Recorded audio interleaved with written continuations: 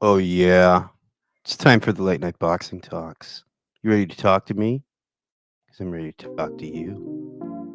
Oh, yeah. Ready to talk to me? Oh, yeah. I'm ready to talk to you.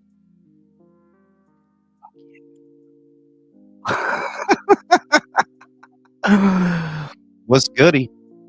Yo, this weekend is crazy. It's fights all day. Yanni Beck's fight is at 10 in the morning, right? Yanni Beck's fight is at 10 in the morning on ESPN Plus. Then you have the Joyce versus Philippe Hergovic fight in the afternoon. Then you have the I believe the Tszyu fight. I think that's at night. I'm not sure. I think that's during primetime hours. And even if it isn't, the Richard Torres versus Guido Vanello fight is on primetime. So it's boxing all day this weekend, like all day. So I might end up going live twice. I don't know. Like I'm debating whether or not I should go live for the Joyce versus Hergovic fight. I might want to go live for that. I don't know. The undercard is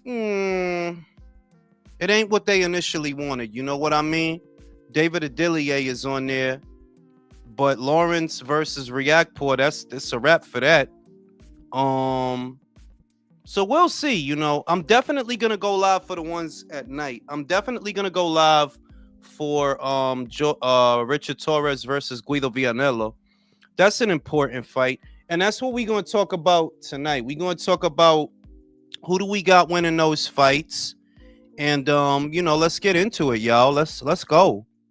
Get the condoms out. Ow. You know, man, I went to the gym early this morning.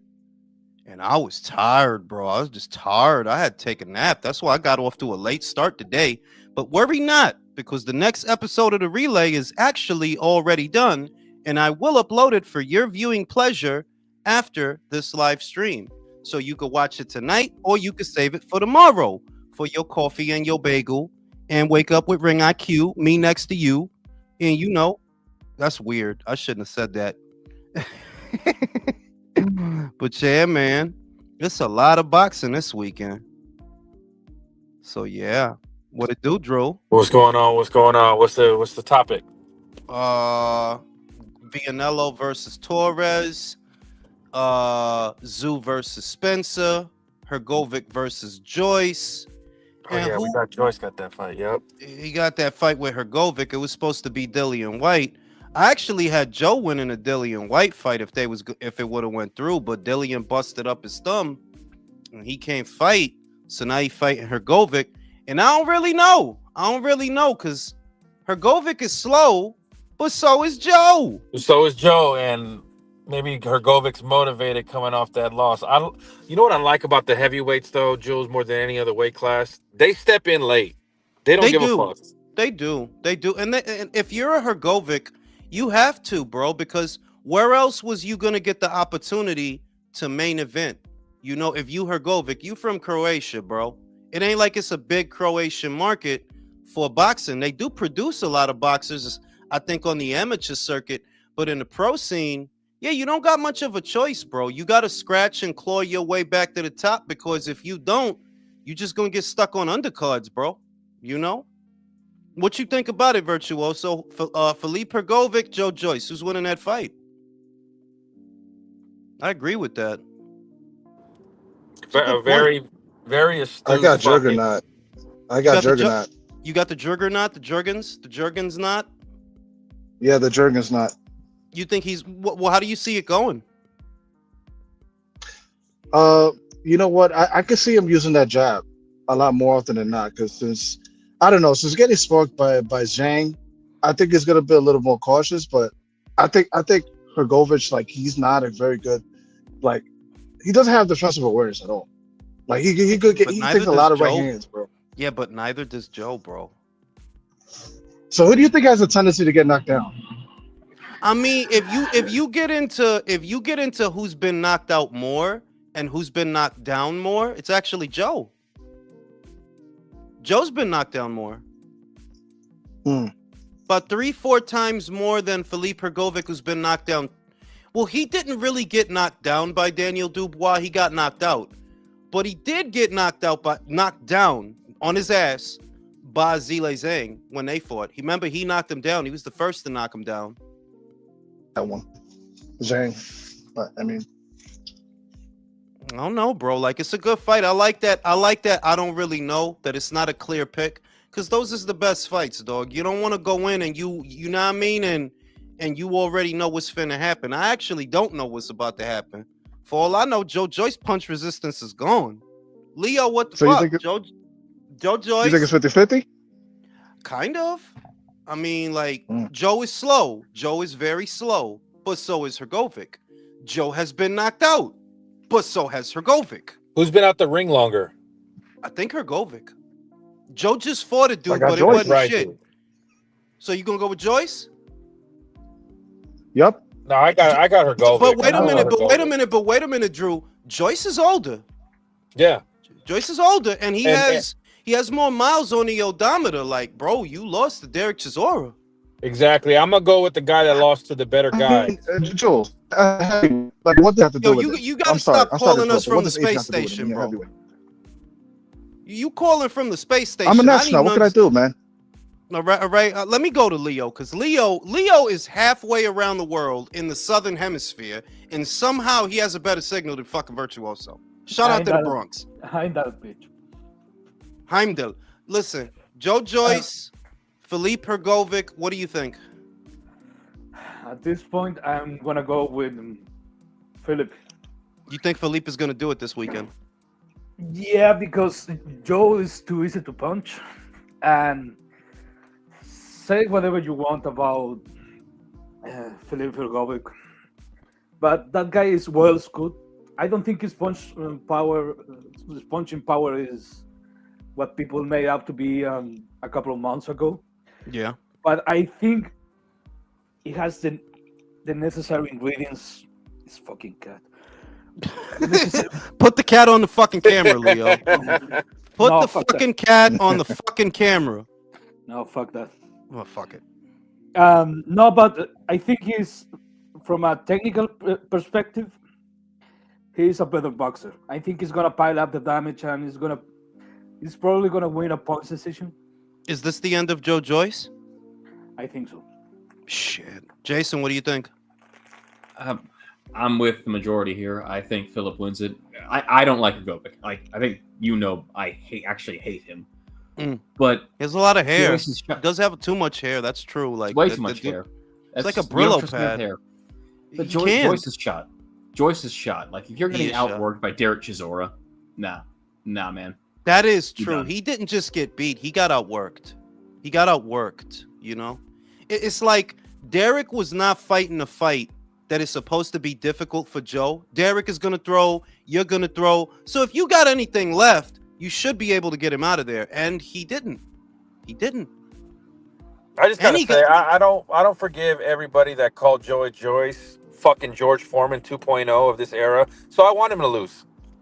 Kind of, but the thing is that because these people never own up to what they say. Remember, Teddy Atlas was one of the most vocal about how Joe Joyce is like a new George Foreman, and that was after beating Joseph Parker.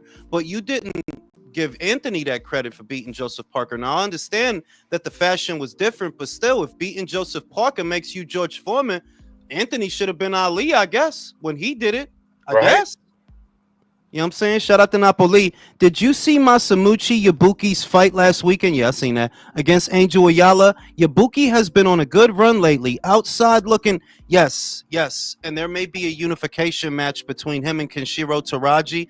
For those that don't know, I already added Kenshiro to my list. I just got to upload it to Instagram and on here. But I took out Shakur. I took him out. Shakur was at number 10. Yeah, I took him out. Shakur's going to tweet about that. You know he's going to start complaining. No, I mean, I can't look. It's not even for hate of Shakur. It's just that, like, nothing is really going on with you, brother. Like, nothing's going on. Like, what? Fucking Josh Padley? I know it's not your fault, but it's just the list is not about who has the saddest story or who has the most problem. It's not that, like, I can't rate motherfuckers based on sob stories. I rate motherfuckers based on fights. Well, Griggle? For real, right? Or Like, what people I'm that gonna do? are You're not on Mark Frigo. vacation Yeah, like you're not Loma. Frigo. Another father and son expose, right? Like, I don't got time for that shit. I can only rate you for the fights that you have. And right now, you could say that Kenshiro defense is bad. You could say that he get hit too much. All I know is at the champion level, across 2 divisions, he's been unified across 2 divisions. Whereas Shakur, unfortunately, they're stalling his career. I get it. But there's not a lot I could do about that. There are literally people that are more accomplished than you, and Kenshiro Taraji is one of them. So he's on the list. He's at number 10. And yeah, if he has that rematch, because he already beat Ibuki, I think he already beat him They a couple beat years each other. ago. Yeah. Ibuki beat Yeah. him for his title initially, and then Right, and Taraji he won the avenged the rematch. loss right after that. He avenged it avenged the right loss. after that. So no, we need a rubber match then. That's perfect. We need that Yeah. rubber match. And then If we you were got advising Jules, if you were advising Shakur and he asked you, should I move to 140? Would you tell him yeah? no, because he get no. The Well, because you said situation they're freezing him out. No, I you mean said. the situation is not much better at 140, and there's less names. Like, what you gonna go up there for a Puelo fight? And Puelo's at the PBC anyway. What you go up there for Gary Antoine Russell? Where's he? At the PBC. And then what? Teofimo not gonna fight you, and that's if he even stays a champion. We don't know that he is. And then who else? Richardson Hitchens. Who on earth wants to see Stevenson versus Hitchens? Who? Not me. Hey. And all I watch is boxing. I don't want to see that shit. Hey Got man, to sleep. Michael's That's getting who. expensive here. That I could use that. Bro, that shit is an instant volume, bro. Like, I don't want to see that shit. So when you look across 140 and you say, okay, what's better about 140 that you should be up there? Not a lot. I mean, not really. Whereas if he stays at 135, I don't know if Loma gonna come back. I don't know. But if he don't, maybe he could get the winner of Muratalla versus Abdullaev. Maybe. If Keyshawn Davis moves up, which I think he's going to, whoever gets the WBO, you could go after them. You know, I don't think Javante Davis is going to be around much longer. So sooner or later, he's going to vacate the BA. So you probably better off staying right. Yo, who the fuck is that? All right. You probably better off staying right there because it ain't no better at 140. It ain't. Like, what you going up there for?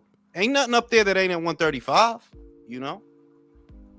Honestly, if I was Shakur advisor, I would advise him to take a year off and invest a couple of $100 to try to heal your hands. Yeah, I Because mean, that's not a bad course of action either. Yeah, because even when we are asking him to be more active, even if he's having fights against bombs and paleteros or whatever the fuck, it's all hurts Shakur. All of those fights hurts him in the long term. And it's not like he could do what Floyd did and base himself out of Vegas so he could keep using Silocaine. He don't have it like that. Yeah, and I don't think this is not 2010. There has been a decade. I think you can find a new, better treatment for your hands at this point, and you have the money. He has the money. That he does. Yeah. He does have the money. Shout out to my man Tony Boswell for the Cash App donation to the Chinese Beer Fund of Sweden. This will get a couple of alpacas inebriated this weekend. You know what I'm saying? And yeah, man, I mean, that's not a bad idea, to be honest with you. Just sit out, because while you're gone, the division will sort itself out in the sense that there may be more opportunities for you when you come back. And you do need to heal them hands, if nothing else. Like, yeah, you need to heal them hands, bro. If you hurting yourself beating up Josh Padley, bro, yeah, you need something, bro. Something got to change. Shout out to Chico Jules. Don't you love how classy Inoue is calling out Junto? No rah-rah. Yeah, because they men over there, bro. Like, that's we talk about this American shit all the time. That Americans like stupid sissy ass motherfuckers. That's what they into. That look. Bud is a family man. He don't talk a lot. He take care of business. They hate that motherfucker. But Spence hugged up with rappers in the corner, blowing kisses at him, taking his shirt off, flipping Ferraris. That's what the Americans like, bro. They like the weird shit, the suspect shit, and the fruity shit. That's what they like. You go on Twitter right now, it's a bunch of men on this. Pence, come back. Oh, sissy ass motherfuckers. Hate these motherfuckers, bro. Gay ass motherfuckers, man. Yeah, no, You know it what was I'm just very classy, bro. I like that. Like, no, we're gonna do this next year, bro. Relax. No, but that's some real shit because they not playing over there. Like, bro, we know that we the money. We know that us fighting benefits us both, irrespective of who wins. We could retire off the purses that we make off each other. How could we not fight? Whereas the Americans, like, I don't even like talking about American boxing no more, to be real. Like, yeah, they don't be fighting over here. Granted that on the internet, where everything is free, it does move the metrics, right? But in the real world, yeah, them American fighters not doing nothing. I mean, shit. Hopefully Richard Torres handle business this weekend. We'll get to him. Let me go over to Clavo. Clavo. Philippe Hergovic, Joe Joyce this weekend. Who's winning that fight? Oh man, that's can you hear me? Nah, Oh shit. I can't hear you, bro. For real? No. No mames, bro. Get some every time. Look, go ahead. Yeah. Philippe Hergovic, Joe Joyce. You know Philippe's been out a while. Remember, he ain't fought Yeah. since the Dubois fight. He's coming off a Exactly. loss. But Joe, like, I don't know, bro. I don't know about Joe. That's why I'm kind of having mixed feelings about it because of the ring rust. But Joe tampoco no es muy bello que digamos, bro. So I'm gonna go with her. I'm gonna go with Hergovic, bro. I'm gonna have to, bro. Yeah, I mean, he's younger than Joe. He is younger than Joe, and he doesn't have as many miles on the odometer. You know, them losses, every loss is not the same. I feel like them 2 losses to Zhang, that shit took a lot out of Joe, Mhm. dog. He's punch drunk, right? I mean, like, Dillian was playing when he said that shit, but you do see it that it take Joe like 2 seconds to respond to people when they say something to him. Yeah. It literally do. Like, he'll think about it, and then he'll pause, and it's like, damn, that's sad a little bit though. After 2 fights, you already there, bro. But then Yeah. again, let's be real. He been getting punched up. It didn't start with the Zhang shit. Zhang probably made it worse, but you was going in that direction because you get hit too fucking much, bro. Been getting hit too much. Did Dillian White really get hurt away or some puras mamadas, bro? No, he got hurt. Somebody sent me the picture. I mean, like, if the picture's genuine, if what and it looks genuine, that dude split his thumb, bro. Like, he split the shit. So, I mean, you can't fight that. The shit I seen, you can't fight that way, bro. How'd he do that? Jacking off? Punching, I guess, bro. Maybe his thumb was, I don't know, out of alignment or some shit, but he hit some shit so hard that the shit, like, is split. Like, let me not mark myself. The shit split. And He that's tried to cut fucked up, Platanos, bro. That's what happened, bro. Shit is crazy out here. What we think about Timmy this weekend? Because that's another one. That's another crossroads fight. Timmy versus Joey Spencer. How we feeling? Don't be scared now. It's boxing talks. If you ain't gonna talk, motherfuckers, it's boxing talks. What we thinking about Timmy this weekend, y'all? I'm gonna go to Virtuoso with the fucked up signal. Tim. You got Tim? You got Tim? Yep, it's now or never. Yo, are you on fire or something? What's all that crackling? He's up in a bag of chips. All right, let me go to Leo. Leo has the best signal at all times, by the way. I think this motherfucker's on the space station or something. Leo, Timmy or Joey? What's gonna happen? I have Tim. All right. Look, I understand Tim is coming up from a rough year, but that Spencer guy, I have seen him. That guy ain't shit. He really ain't shit. But what do you think, Jason? Timmy or Joey Spencer? I have to believe Tim, because if Tim is anything I thought he would be, he should handle Spencer, even if he's shot. Like, that Spencer's that bad. Drew, do you got Timmy? Everybody got Timmy unanimously? You got Timmy? I got Timmy. I'm hoping Timmy. All right. Lo Let me go to undefeated. Undefeated. Who you got, Timmy or Joey Spencer? It's just a good vibration. I'm gonna be on my country shit, so I got Timmy winning, unless Joey knocks him out, bro. Oh shit. Esa puta mamada. Shit. It should be 10, bro. It should be 10. If he struggles with someone like Joey, you probably gotta hang him up, dog. Probably gotta hang him up. Yeah. What do you think about Joe Joyce, Philippe Hergovic? That's in the afternoon. Who's battle of the slow mo Joes? I will never pick Joyce again. I picked him. I picked him versus Chisora, and he fucked up my parlay, bro. Yeah, it's over for Joyce. So it's a wrap for Joyce. This is the last hurrah of Joe Joyce. Stick a fork in him. It's done. Shit. What do we think about Richard Torres versus Guido Vanello? That's this weekend too. Oh shit. Nice. Yeah. I got the porn stash. I got Torres. I like Torres. He's a good. I like Torres too. I like the porn stash. He got a haircut, bro.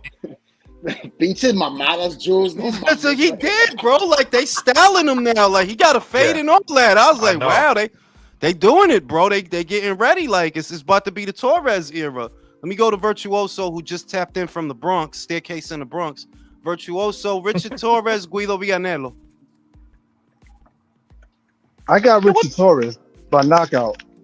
Okay, Oh. by knockout. That's spicy, bro. Guido is a formidable dude, bro.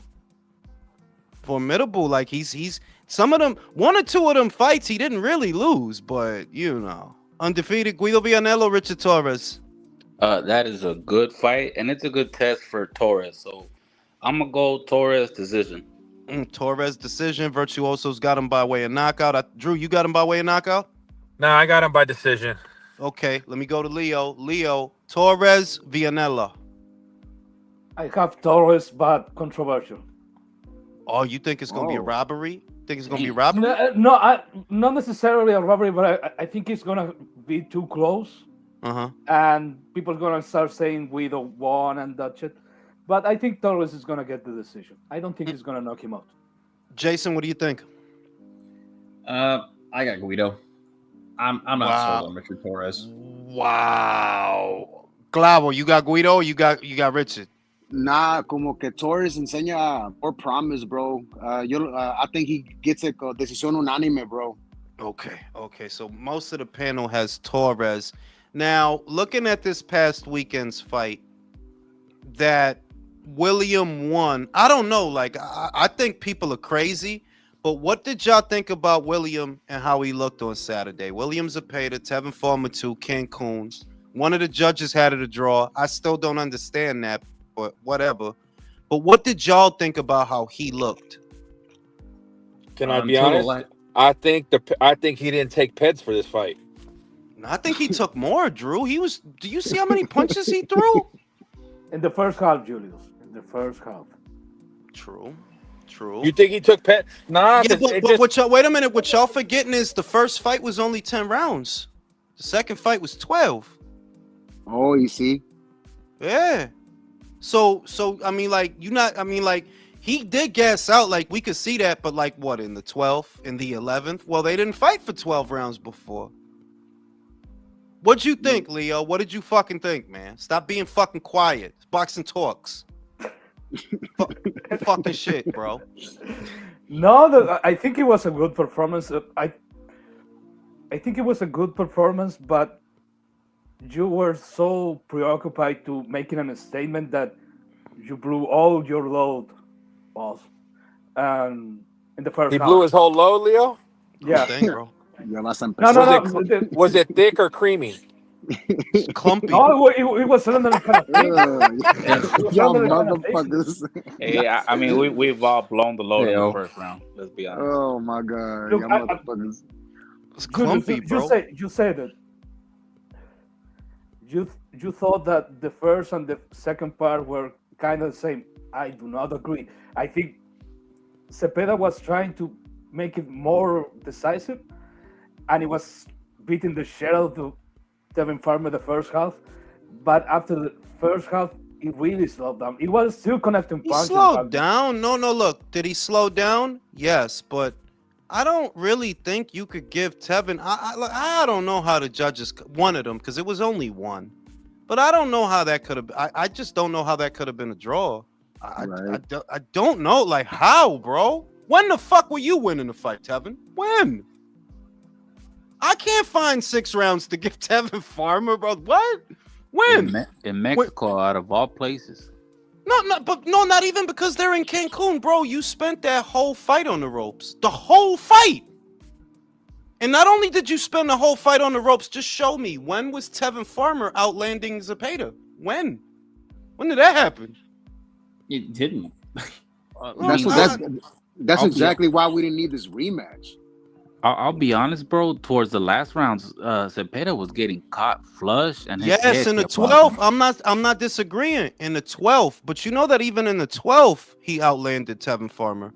Like if I'm gonna give Tevin a round, it's gonna be rounds towards the tail end of the fight. Like I don't know, maybe you could give him the 11th and the 12th. But yeah, by then you had a severe deficit, my guy. You started off this fight getting your ass beat. So I don't know, I was not overly impressed with Zapeda after everything was said and done. Because yeah, he beat the shit out of Tevin, like beat the shit out of him. But gassing out like that in the 11th and 12th, I don't like that. Especially, I don't like that. But if you throw in that many punches, I'm like, how is he not gassing out? That motherfucker was a fucking. You remember E Honda in Street Fighter when he do the 100-hand slap? Yeah. That was fucking Zapeda, bro. I just don't see how there's an argument. The only thing I'll say is you can make the argument that Tevin is just a tough dude, that he's just a tough, durable dude. He got experience. He didn't want to go out.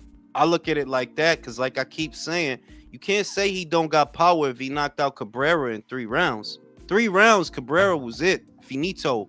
Whereas that same Cabrera, he was able to go the distance with Isaac Cruz, who's supposed to be a big puncher. Maybe it's not a big puncher at all. But look, I think it was a good performance. I think both Cepeda's performances were good. Now, how that goes against a Shakur Stevenson, I do agree with your general assessment that, yeah, that's a tough fight for Shakur, because even if you spend all your time on your bike, the guy's going to land you. Yeah. And you're going to look bad. Yeah. So I don't and I'm not knocking Shakur. I'm just saying that, bro, you get on your bike and you stay on your bike. I don't know if you're going to win, because it wouldn't be a top ranked show now, would it? Be a Riyadh season show. And one of the things Shakur likes to do when he wants to quote unquote knuckle up with someone is, instead of moving backwards, he'll lean backwards while standing still. It's like, oh, good Lord. And we're not. My bad. No, go ahead. No, I was just gonna ask. We're not getting Zapeda and Shakur anytime soon, right? That's how. I mean, I don't think so. I don't think so. I don't know why Oscar protecting Zapeda. Like, you don't need to protect him. The fuck Shakur gonna do? Knock him out? Oscar needs to get off his high horse. Look what he did with Virgil. He put it with Madrimov and he won. Yeah, you know. Who the fuck is it? Yo, all that noise. Like, where are you? You in the air conditioner? Yeah, even better. Inside the air conditioner? Like, the fuck is that? Motherfuckers is calling me my fault. From that was the inside truck. the That's the refrigerator. truck, man. Come on, step out the refrigerator, bro. Like, that shit too noisy. You're doing the HVAC job, man. At the same time, Zapeda, like, you gotta fight for a title, my guy. You're not gonna get Javante. That's established. Motherfucking Keyshawn ain't gonna be at this weight long enough for you to fight him. If it were Keyshawn, I would pick Keyshawn to win that fight. He has the power and the size to stop you. But with Shakur, you don't got the output. You don't have the power. Yeah, he said it. He said he's not gonna be at this weight much longer. He probably gonna have one or two more fights, then he gonna get up out of there. Which that's what I thought was gonna happen. Like, yeah, he's too big, getting too big. Whereas Shakur, I don't really see what you. I don't see what you gonna do, bro. It must be some shit you never done before, I guess, because I've been watching your whole career since you went pro, and I don't know what you're gonna do with a dude that's throwing like 6 punches at you, or he can say 1,000,000 punches at you, because that's what he's gonna do. That is what he's gonna do. He's not gonna stop. Do you think that Oscar Didn't the plumber throw mad punches against Shakur? Didn't the plumber have Shakur on the back foot? You comparing Josh Padley to Zapeda? No, I'm just saying, if he could have handled fucking Padley, He gonna handle Shakur no He problem. beat Padley. He beat I ain't even going. Padley didn't win a round in that fight. Like I don't know what the fuck people talking about. Like yeah, Shakur beat him, but Josh Padley ain't William Zapeda. Nah. Another thing is, look, this is common with a lot of pure boxers. They do a lot of things that are. I'm not gonna say they're illegal in the boxing ring, but they're borderline illegal. Like holding his head and a lot of cringing, a lot of trying to hold the back of his head with his glove. If you're fighting in rehab season, I don't think that's gonna go well. And if you abuse of that shit, that's gonna get you upon the doctor. Yeah, if it was a top rank show, they might let you get away with that because you the house fighter. But it ain't. That's the point I'm making. That you don't have that safety No more net. protection. He ain't got no more protection. You do a lot of things in a fight, especially when the guy is trying to pressure you to buy some time and create some distance or nullify the other guy's offensive. And those things are borderline illegal. And in rehab season, yeah, you're gonna have to try to reconsider that shit. Because this is not a top rank show. It's not a top rank show, bro. They're not gonna be the favoritism that you have benefited from will not be there. I don't know that we ever get that fight, to be honest, because I think Oscar is a moron. William doesn't need you to coddle him for that fight. What the fuck do you think Shakur gonna do to him? What? Tickle him? Joshua Padley, you know that Joshua Padley didn't have a scratch on him after the fight? That dude didn't have a scratch on him, bro. William, he's not gonna knock out William. At the very worst, Shakur wins the decision, right? And I'm not even sure he does that. But that's not the fight you need to protect fucking William Zapeda from, bro. That's all I'm saying. You don't need to do this for that fight. You need to let him have that one. Yeah. Whatever that happens, I don't think Zapeda is gonna get embarrassed like maybe all these other guys did against Shakur.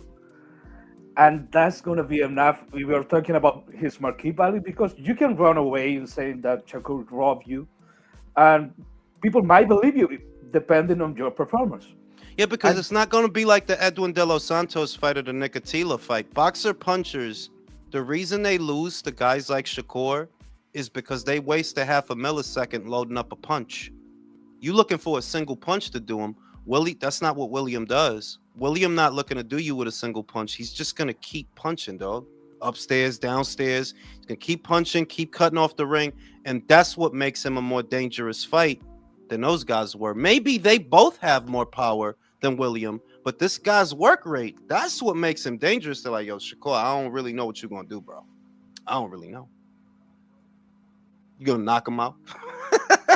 Yeah, and the other thing is you can put that shit on Oscar and all that. He is his manager. You need to put that on Zapeda because if he really wants that fight, he's gonna ask her and it's gonna make it happen. That's true. That's my that's my general opinion about all those fighters that we're trying to put fucking promoters in front of them. There is no need. If you want that fight, push for that fight. Caleb Plant, Edgar Berlanga, who wins? Come on, come on. Plant. You think? No, because the shit is that I keep coming back to this. Edgar is a piece of shit. He's garbage. Damn. That dude is super trash. Let's establish that. He's a fucking Claggett. He's a Claggett. But that Claggett went 12 with Canelo. He did. He went 12. With Caleb, you got your ass beat. He left you slumped on the ropes like laundry. So I'm just thinking, if you this great defensive specialist, you slick, how the fuck you got knocked out and this moron didn't? This guy's a moron, but he didn't get knocked out. Because Caleb tried to win. Jules, Caleb tried to win where Berlanga got on his bike and didn't try to engage. Did though? Didn't they employ the same strategy? He tried to win more than Berlanga. No, I don't know who it is, but I think Caleb tried to win more than Berlanga and Jermel.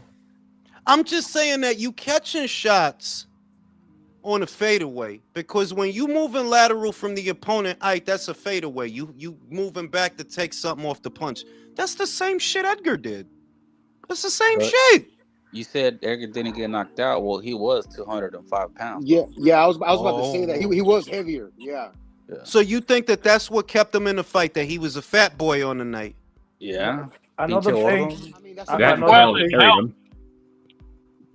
No, another thing about people refuse to give Caleb Plant credit for that performance, because that fight was way closer than people like to think. I gave Caleb, I might- think, 4 rounds in that fight. I gave him 4. No. What am I talking about? I didn't give him 4. I gave him 3, I think. No, I for me, Canelo was up in the scorecard. Yeah. The moment of the knockout by 1 round or 2, no more than that. Who How won many rounds more? you give Edgar? That's what I was gonna ask. Did you give Ed? Because I'll be honest, my recollection of the fight, Edgar didn't win 1 round in that fight. I think I think I give Edgar 1 clear round. Like Canelo was slowing down, wasn't throwing a lot. I gave that round to fucking Berlanga. So Besides now, that- so now, Caleb Plant, Edgar Berlanga, who wins the fight? No, Plant. Caleb. I'm gonna give it to Plant, bro. 3 I for don't know. Plant. That's To 3 me, for Plant. To me, Plant fought better opposition as well. Not that much. Well, I mean, Not- Berlanga hadn't fought no Caleb Truax or no Jarrells. You know what I mean? I mean, no, it's true that he didn't, right? Like, in fairness, Plant fought Uskateki, which is a better name than any name on Edgar's resume. But Yeah. it's not so great, because the thing is, I keep thinking, look, Plant, it's not how you start, it's how you finish. While you got steam, you probably gonna style on them, but your ass get tired in fights that you're winning. You get tired after 6. That's true. Facts. That's true. And if you slow down and this fucking moron from LES hit you with one of them fucking whip-up punches, I don't really know if you could take it. I don't really know. Punches. Hang on a second, though. punches, Hang on. bro. Them 4-train Berlanga- punches, bro. Berlanga doesn't hit like that. Name one guy who didn't suck. I mean, suck that he knocked out. In fairness, I mean, I think Jason, Berlanga's wait a gonna minute. fight him, bro. The dude that was fucking up Andre, what's that dude name? The one that sat him on his ass right Damon before he Nicholson? fought Damon Nicholson. Yo, Edgar, I'm just saying, Edgar fucked him up. Andre did not fuck him up at all. Like, And Andre counterpoint knows to your 168. Wait, that was his first fight at 168. No estaba, that he wasn't acclimated to that weight yet. he wasn't, but it's just that, like, yo, you an Olympian and all that, Andre. You was an Olympian. You was Olympica. No, counterpoint to your counterpoint. Boo Boo sucks. That is a good Eso point. sí también, yeah, bro. He Trash hasn't on fought trash. nobody. That's good. Like, how I'm gonna compare this trash to this trash. That is true. I don't know, man. I feel like this is what I think. Caleb fights well enough to win probably the entirety of the first half, and then some dumb shit happens in the back end of the fight. Edgar get in with one of them fucking 4-train punches. I think he can hurt Caleb. I do. I think he can hurt Caleb. Yes. Trevor McCumbee, right? Y'all seen he punched Caleb on the shoulder and sat him down. That's what I got happening. I got Caleb doing great and then gassing in the later part of the fight, and Edgar gets to him and TKOs him. That's fucking scary, bro. I gotta go to Country because he wasn't here for the beginning. Country got Joe Joyce, Philippe Hergovic, battle of the gridlock traffic because both these motherfuckers are slow as shit. Who's winning that fight on Saturday? I'm gonna go with Hergovic Everybody going Via with Hergovic, man. via points decision. Second fight, Timmy versus Marky Mark of the Joey Spencer. Who's winning that fight? Timmy! So Timmy Hergovic. And third, Richard Torres versus Guido Villanella. That's a good fight. It's a good fight. I got porn stash via points decision. Everybody's going with Porn Stash. That's making me nervous. Now back over to Edgar. I'm gonna be real. I would want Caleb to win, but in here, I don't trust him that much. I don't trust him. I could see you styling on him and doing the John B shit, singing R&B to him in rounds 2, 3, 4, and 5. Singing R&B to him. That's funny. And then round 8 gets in, and Edgar, the spirit of Bazooka Gomez gets in him and shit, and who the fuck knows, bro? Wait, is the fight official? No, pero ellos están hablando mierda. And you figure that at some point they are gonna fight, because look, y'all both already fought Canelo, so that's out. Y'all don't get to win the lottery twice. Y'all gonna have to fight. You know what I mean? Edgar talking about Munguia. Yo, look, I don't give a shit. Munguia knock your ass out. I know what happened with Bruno, but like, nah, I can't.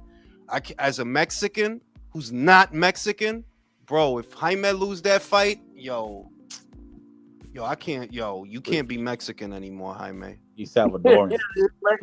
Good, you Ecuadorian, bro. Like you can't lose to this fucking bum, bro. Like, nah, we not doing that. We'll lie. We'll falsify his papers. He was never Mexican. He lived in Mexico, but he wasn't actually Mexican. He lived in Mexico. Falsify his. Yo, you can't lose to Edgar, bro. Like I've always had Jaime winning that fight, but the scary part is you really did get knocked out by a French dude with 4 knockouts. Yeah, that's scary, bro. Yo, speaking of Jaime, he's now with Eddie. Did you see that Ryan is no longer with Eddie? Yeah, yo lo vi, pero es prioridad, manín.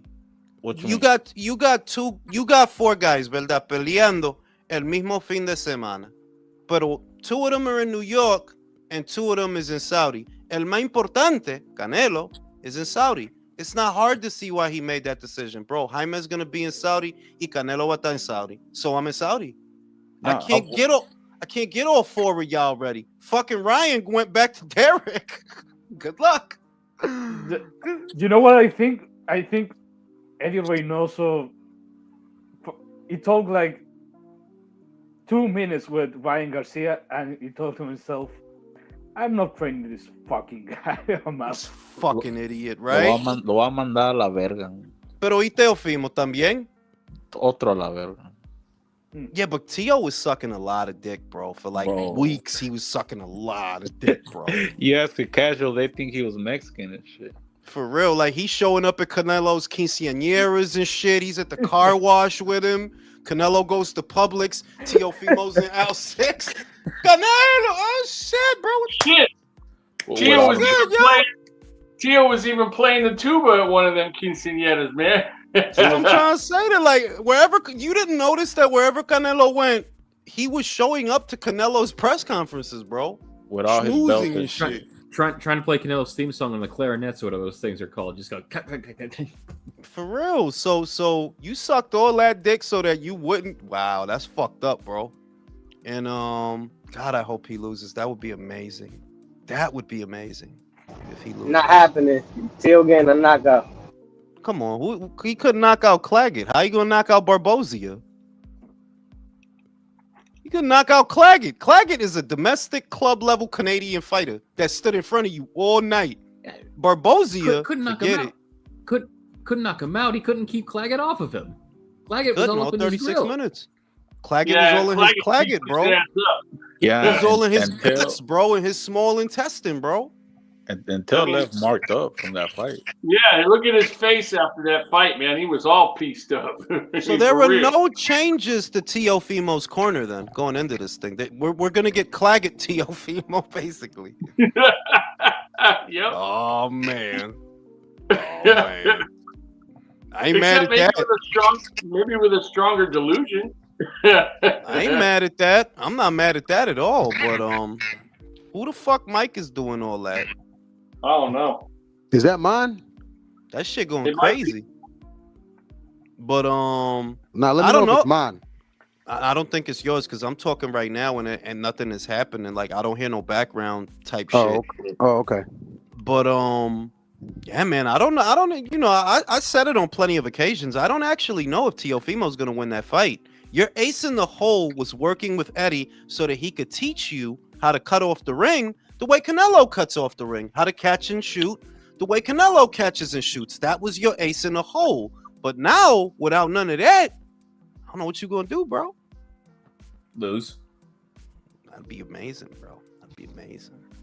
And then they talking about Wilder and Joshua. There was a story earlier today that Wilder, he about to fight Herndon on Black Prime, and then he was like, the fight is close, but it's not gonna be this year. My question is, what? Yeah, that's what he said. That's what he said. And my question is, do y'all still want to see that? Do y'all want to see that? No? ¿Para qué chingados? Because they got all that history, and it's like, Wilder's career is winding down, obviously, but so is Anthony's. Anthony's close to retiring. He's like, you could tell, like, yeah, like, this dude ain't got too many more fights left in him. Well, wait, are you asking if you want to see the Deontay and Tyrell fight or the Deontay? No, nobody want to see Deontay and Tyrell. Nobody on earth want to see that. But yeah, agreed. If he win his little, his little tune-up fight, do you want to see him fight Joshua? Do you still have an appetite for that fight? I mean, hay dinero, hay un poco de dinero for it, pero nah. It is. Right? Jason, you want to see that shit? Sell by date. It's getting close to a sell by date, man. Sorry. You want to see that shit, Jason? I mean, mostly as a curiosity, just like, okay, what would have happened if they fought? But beyond that, it's like, take it or leave it. This is like that chicken. Now. You ever gone to 7-Eleven and looked at the chicken? It's like that, like, let's try this shit. It look alright. What the fuck? I mean, I'm hungry. It looks healthy. Looks like it's healthy enough. I think it's food. I'm not sure. I think it is. Doesn't smell too bad. Leo, I would watch it. Like we're degenerates. So I don't think that I'm the best example of how people would respond to stimuli. Because if it's a boxing match, yeah, look, it could be two fucking pigeons on a ledge. If one of them got a jab, I'm gonna watch them. Do you have an appetite? Leo, do you have an appetite for Joshua versus Wilder? I am in the same boat as you. It's like, okay, whatever, sure. If it's like $20, yeah, why not?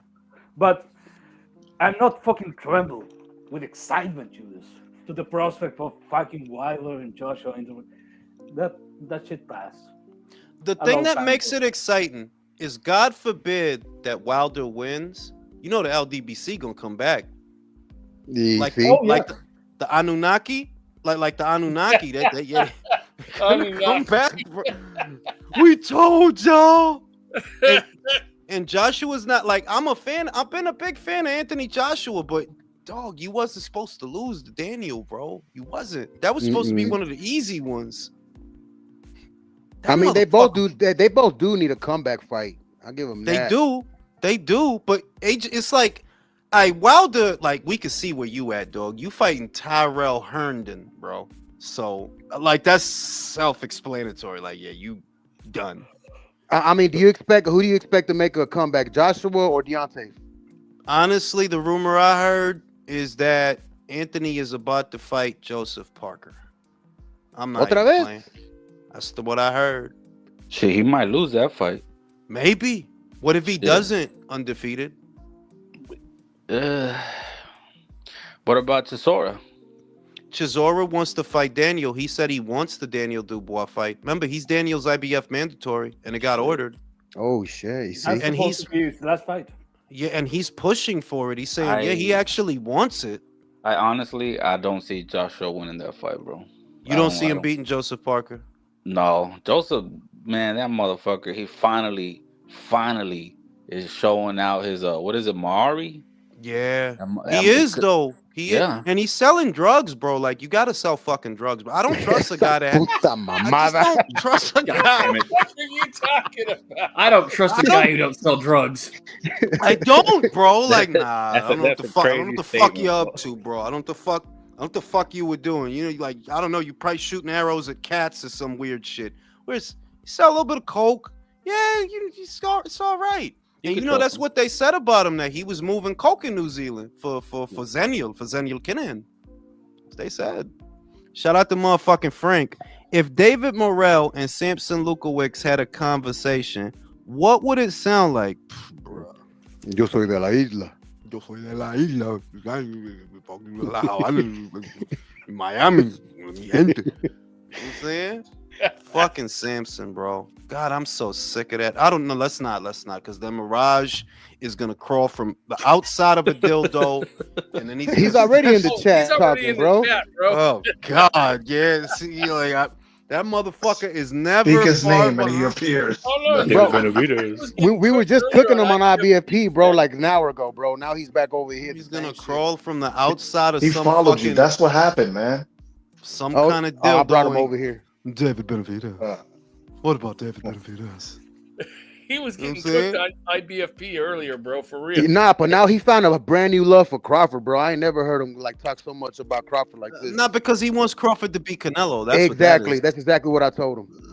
He want and I don't. And that's the other thing.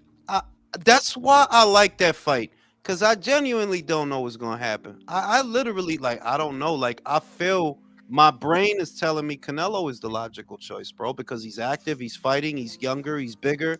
Crawford, you ain't fought in a year. You 37. You gonna be new to the weight.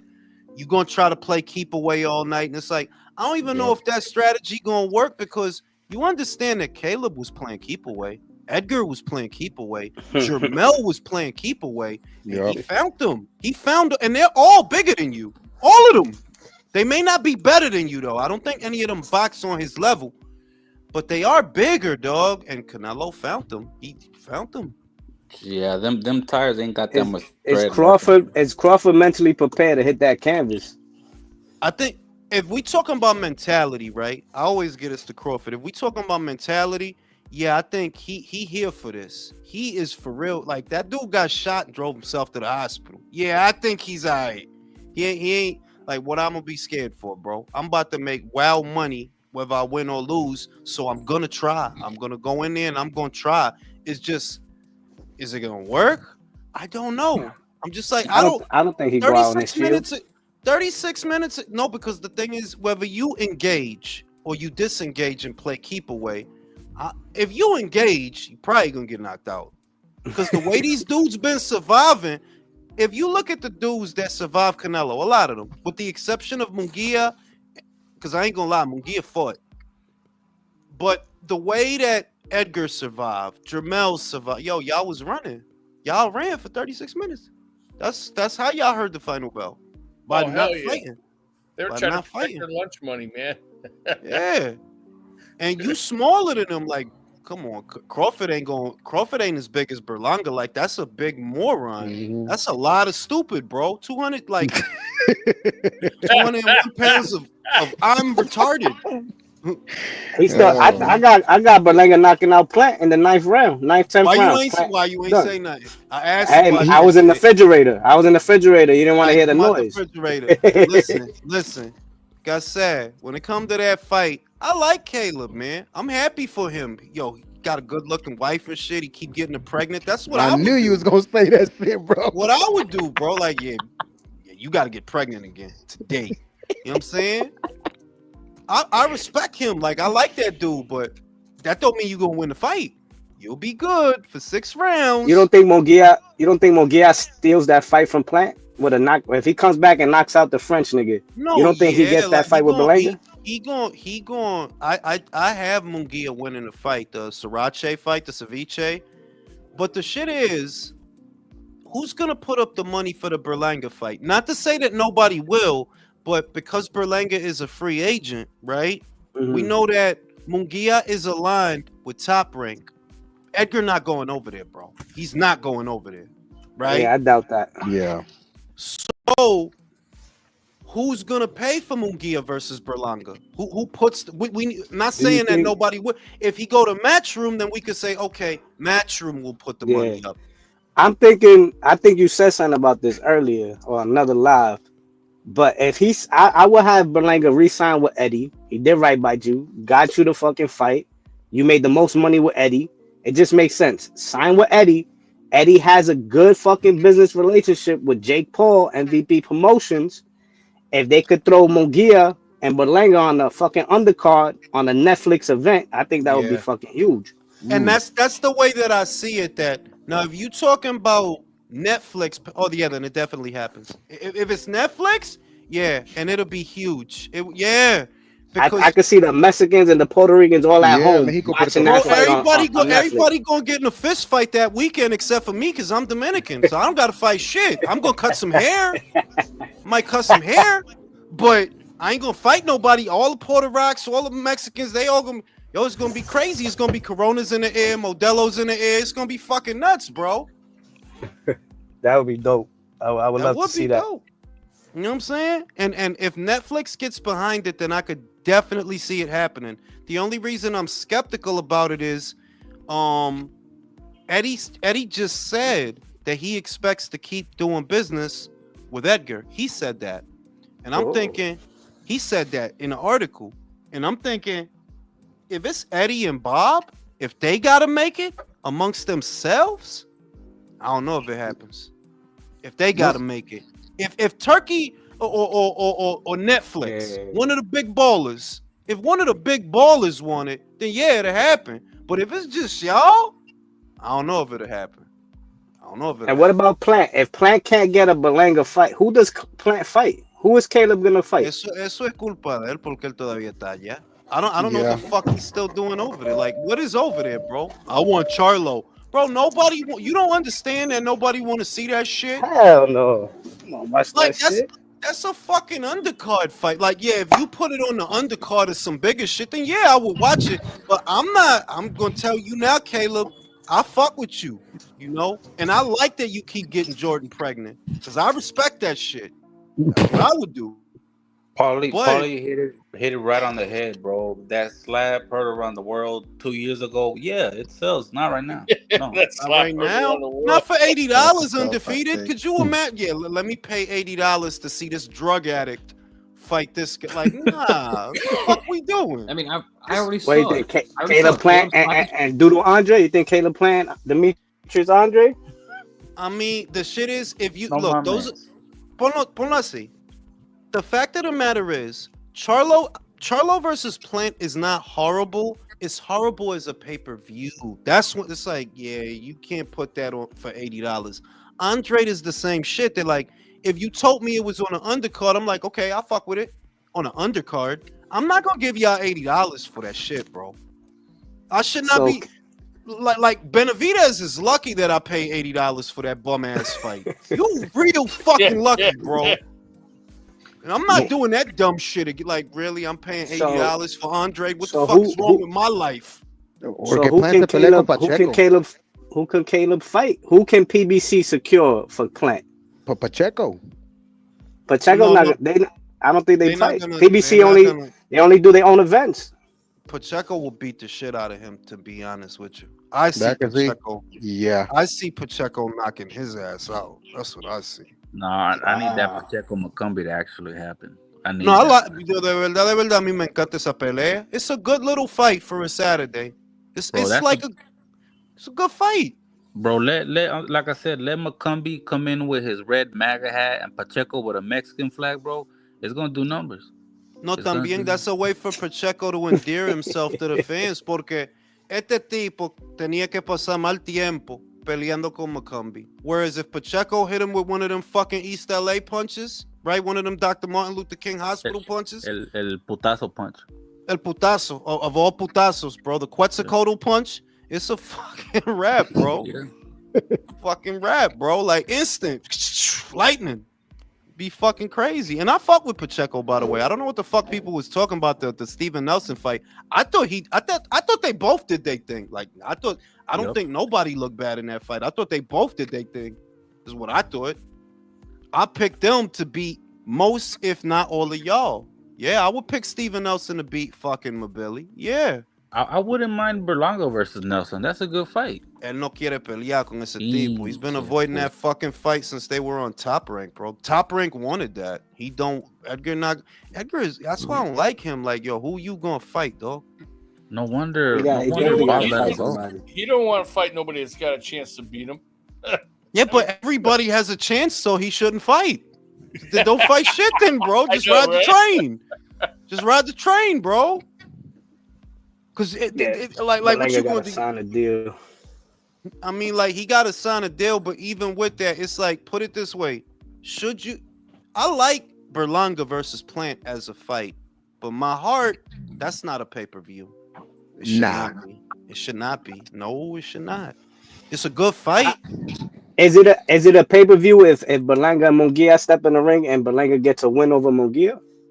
If you package it. If you give me Munguia Mobili and Berlanga Plant on the same card, pay-per-view, yes, I'll buy that. I'll buy that as a package. But see, if it's just el mamacuevo de Edgar, nah, get the fuck out of here, bro. Get the fuck out of here, bro. So then gotta pay y'all $80 to see fucking Edgar? Like what? Vete la verga, bro. The $1 million question then, Jules, who's the one that takes the pay cut? Because both of these fucking guys don't want to take a pay cut. That's the other thing that might prevent the fight. That he's like, I don't think Caleb is a diva, right? I don't think he's a diva, but he's gonna want money for that fight. He is like, yeah, he's gonna want money for that fight. And Edgar, like, Edgar is, come on, dog. Like, I don't even know what's wrong. That's why I think he retarded. He want Canelo money again. He want another Canelo payday. He really want a Canelo. I'm like, this dude gotta be drunk or retarded. How the fuck you want a Canelo remake? What the fuck make you think like? Nah, dude. Like this dude drunk or retarded? I don't know. So let me go to Ignacio with the shit. Ignacio, Hergovic, Joyce, who's gonna win? If he has his head on right, I think Joyce could win that fight. Wow. But you know what? I'm gonna take that back. I'm gonna go with Hergovic. I think Joyce is shot. Everybody start the same way. Everybody start the same way. Like, you know what, Joe? But I don't trust him. I gotta go. Yeah, I was like, wait a minute. Yeah, no, I'm going with Hergovic. I think he's got more left. Turn around and fuck him up and shit. Now that we all picked, that's all I fucking need. The whole panel picked fucking Hergovic, and Joe powers up. Joe whoops his ass. Joe start glowing and shit. I'm gonna tell you, I told you. Juggernaut has returned. You know what I'm saying? Fucking Jules is gonna be playing "You Got That Glow." You feel it. Don't let go. I mean, who did y'all have when it was Dillian White? No, I had her. No. With Dillian White, believe it or not, I had Joyce because of one thing. Even though Joe was shot, I had Joyce beating Dillian White. Dillian White is often off balance. He doesn't move well. He's often off balance, and Joe's just gonna keep coming at him. So to me, it was a question of who knocks out who if they land clean. And to me, Joe knocks out Dillian. If y'all just going at it, I think Joe knocks you out. I do. Plus, all Joe has to do is throw an uppercut, and it's just magnetically attracted to White's chin.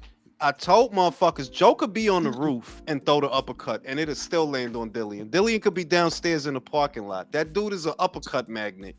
Could be on the roof, throw the uppercut. It'll still go downstairs and punch him right in the fucking face. So I had Joe winning that one, but this is different. Hergovic only has one loss. He not shot. He's slow, kind of whack, but he not shot. Whereas Dillian, you might be shot, bro. When you get knocked out, really get knocked out. Like, bro, every knockout he had was bad. Joshua knockout was bad. The Povetkin knockout was worse. Oh yeah. The Fury knockout, bro, you know what I'm saying? He's like an old table was saying. It's like, he got knocked out so bad in the Fury fight, he forgot to fall down. Fury had to push him. He had to push him like, yo, bro, I knocked you out. Lay down.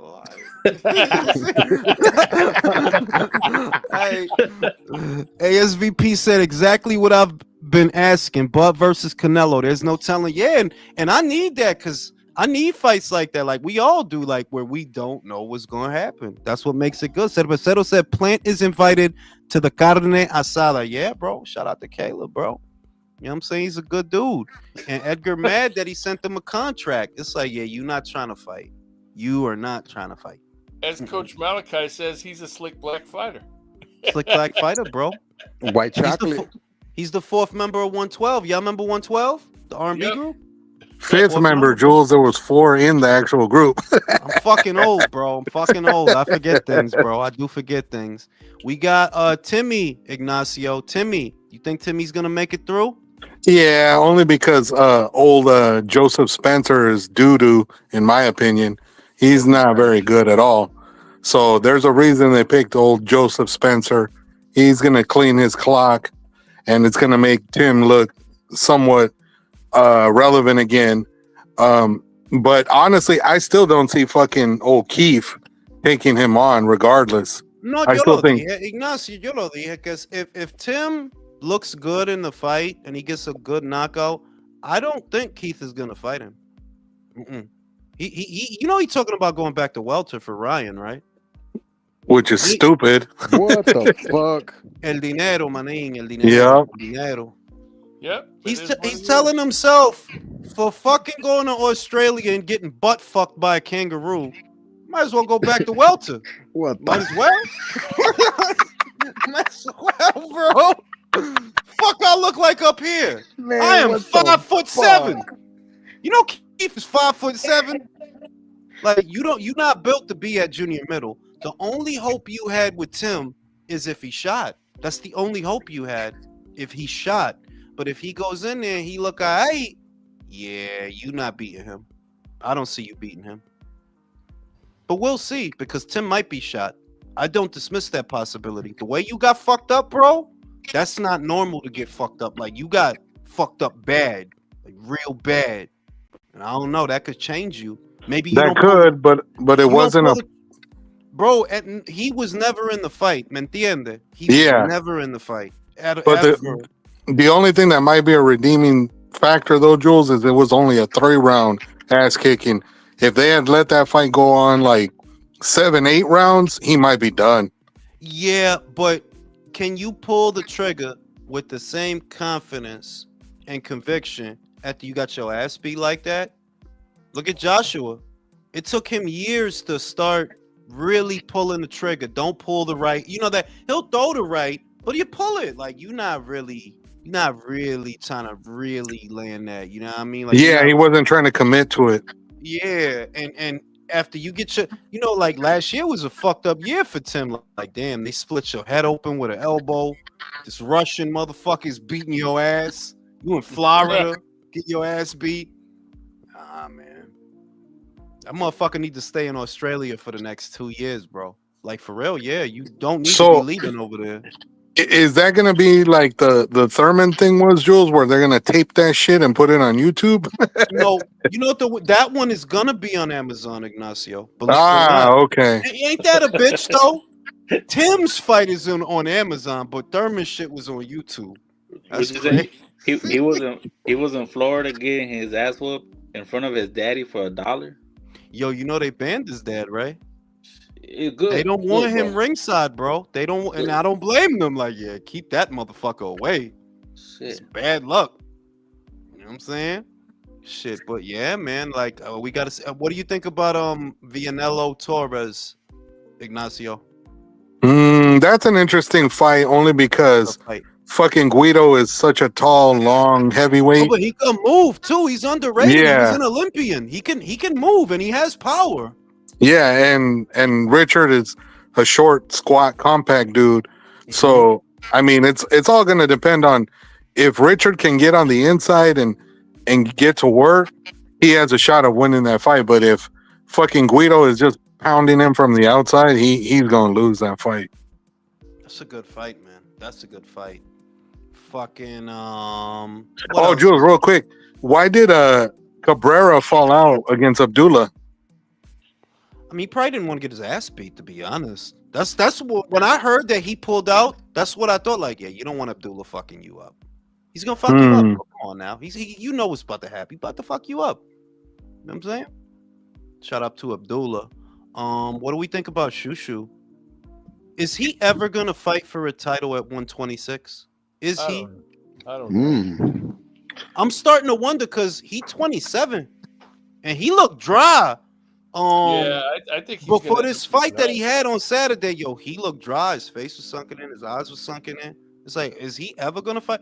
Look what they saying: Stephen Fulton versus Oshaki Foster, right? Stefan is not available. Angelo about to fight Tomoki Kamita. He's not available. Rafael about to fight who? Vasquez? He's not available. And Nick Ball, who probably don't give a fuck about you. To be honest, like, bro, Nick don't give a fuck about you, bro. I saw something about he's willing to travel to Europe to fight a champion. What champion is that? Nick Ball. Nick Ball. I think he beats Nick. Well, nah. Yes. You know what? You think No. so? Posiblemente, pero es que why would Nick be fighting you, bro? ¿Pa qué? For what? Especially that's a bad style matchup for Nick. He wouldn't fight. He wouldn't fight Shushu. If anything, the one el mandatory de Nick es un argentino, Mirko Cuello. That's his mandatory. So I'm like, why the fuck would Nick Ball fight Shushu? I'm not against it. I'm just saying that Nick not dumb. They not dumb over there. Why would they fight you, bro? For what? Especially, aren't there rumors about Ball versus Inoue? Eso es lo que estoy diciendo. Why would they would not do that? Like, they don't. That's a big payday for Ball. It's a huge fucking payday, bro. He could buy them big ass shoes, so he could. You know what I'm saying? Because Nick is a low ass motherfucker. You can fit that motherfucker in your pocket. Yo, Jules. So does Rafa have a fight already lined up? Yeah, bro. He fighting Vasquez. What Vasquez? He's fighting on the undercard of, I think, Navarrete's next fight. Vasquez that fought Joe Cordina. The dude that made Joe Cordina look bad. Oh, the kid from Texas. He's fighting him. He's fighting him. Okay. Okay. Julius, I'm gonna be honest. I'm starting to get a bad feeling about Shushu. Bad how? Like what? Andre feelings? Not necessarily Andre, but look, if we are talking just about his managing team, you're being too apprehensive. I'm not gonna forget. You told everyone that you have been calling out all these other champions. No, you call out Inoue first. You were talking about fighting another champions before. Now they put you in the spot and they told everyone, "No, I want to fight the champions." No, you were talking about Inoue. So you are not so different for all these other guys with titles. The difference is you are not a champion now. So no es verdad. ¿Cómo tú vas a estar pensando en Inoue and you haven't even fought for a fucking title yet, bro? Yeah, he's skipping steps. It's a bad feeling. Like, que él es pendejo, Leo. Is that what you mean? Que él es un pendejo? No, that I'm gonna say this. If you were that what people you to be, you already have fought a champion right now, and you haven't. And the reason that you haven't called the champions till now is because probably your team was telling you, don't rush it. But you're kind of old, really. Do you think he beats Stephen Fulton? Stephen, yeah. Do you think he beats Angelo Leo? I don't know. Do you think he beats Nick? Do you think he beats Nick Ball? I'm not sold on Angelo. Let me say this, Leo. Just because he knocked out Luis Lopez, I'm not gonna jump off a cliff, yo. Like, yeah, that's all right. That's all right. You knocked out Luisito, pero I'm not gonna go crazy now. Look, if that fight happens on the UK, I don't know. I might have to give it to Nick. What? I think I feel that he can knock him out. Time is the issue. You're running out of time, Bruce. You're running out of time. It's not getting easier to make 126, bro. It's not. I can see it's not. And the WBC just gave him another eliminator to fight Ray Vargas. Why? He's an act. They should have benched it. Wait. They told Bruce to fight Ray? Yeah, in order to, because like Steven is moving up to get to fight, Oshaki Foster. So if he goes up, then he has to face Ray Vargas, who's the champion of recess. That way he could be mandatory for Stephen Fulton if he comes down. I think he could beat Ray because Ray hasn't fought since the Ball fight. Yeah, I do too. But what you just said right now, making weight 126, nah, I don't know. He's got to. The thing about it is featherweight is a very transient division. Like it's like appreciating them while you still see them now, because they're gonna be moving up soon. A lot of them got like a lot of them guys like they ain't staying there. What do y'all think about that fight? I'm about to go take a piss, but what do y'all think about O'Shaquie Foster versus Stephen Fulton? Y'all like that fight? That actually got made already? No, it's been talked about. Oh, because I was seeing something earlier, Jules, where IDEC was reporting that supposedly when Carrington and Top Rank pressed them about trying to get a shot at Fulton, they were talking about Fulton and his team were trying to fight Ray Vargas first. And I'm like, what the fuck? That's crazy. Yeah, they got to sort that shit out, man. Yeah. I you know what? Honestly, I think Shushu might end up moving up and not going for a title at 126 because of the weight thing.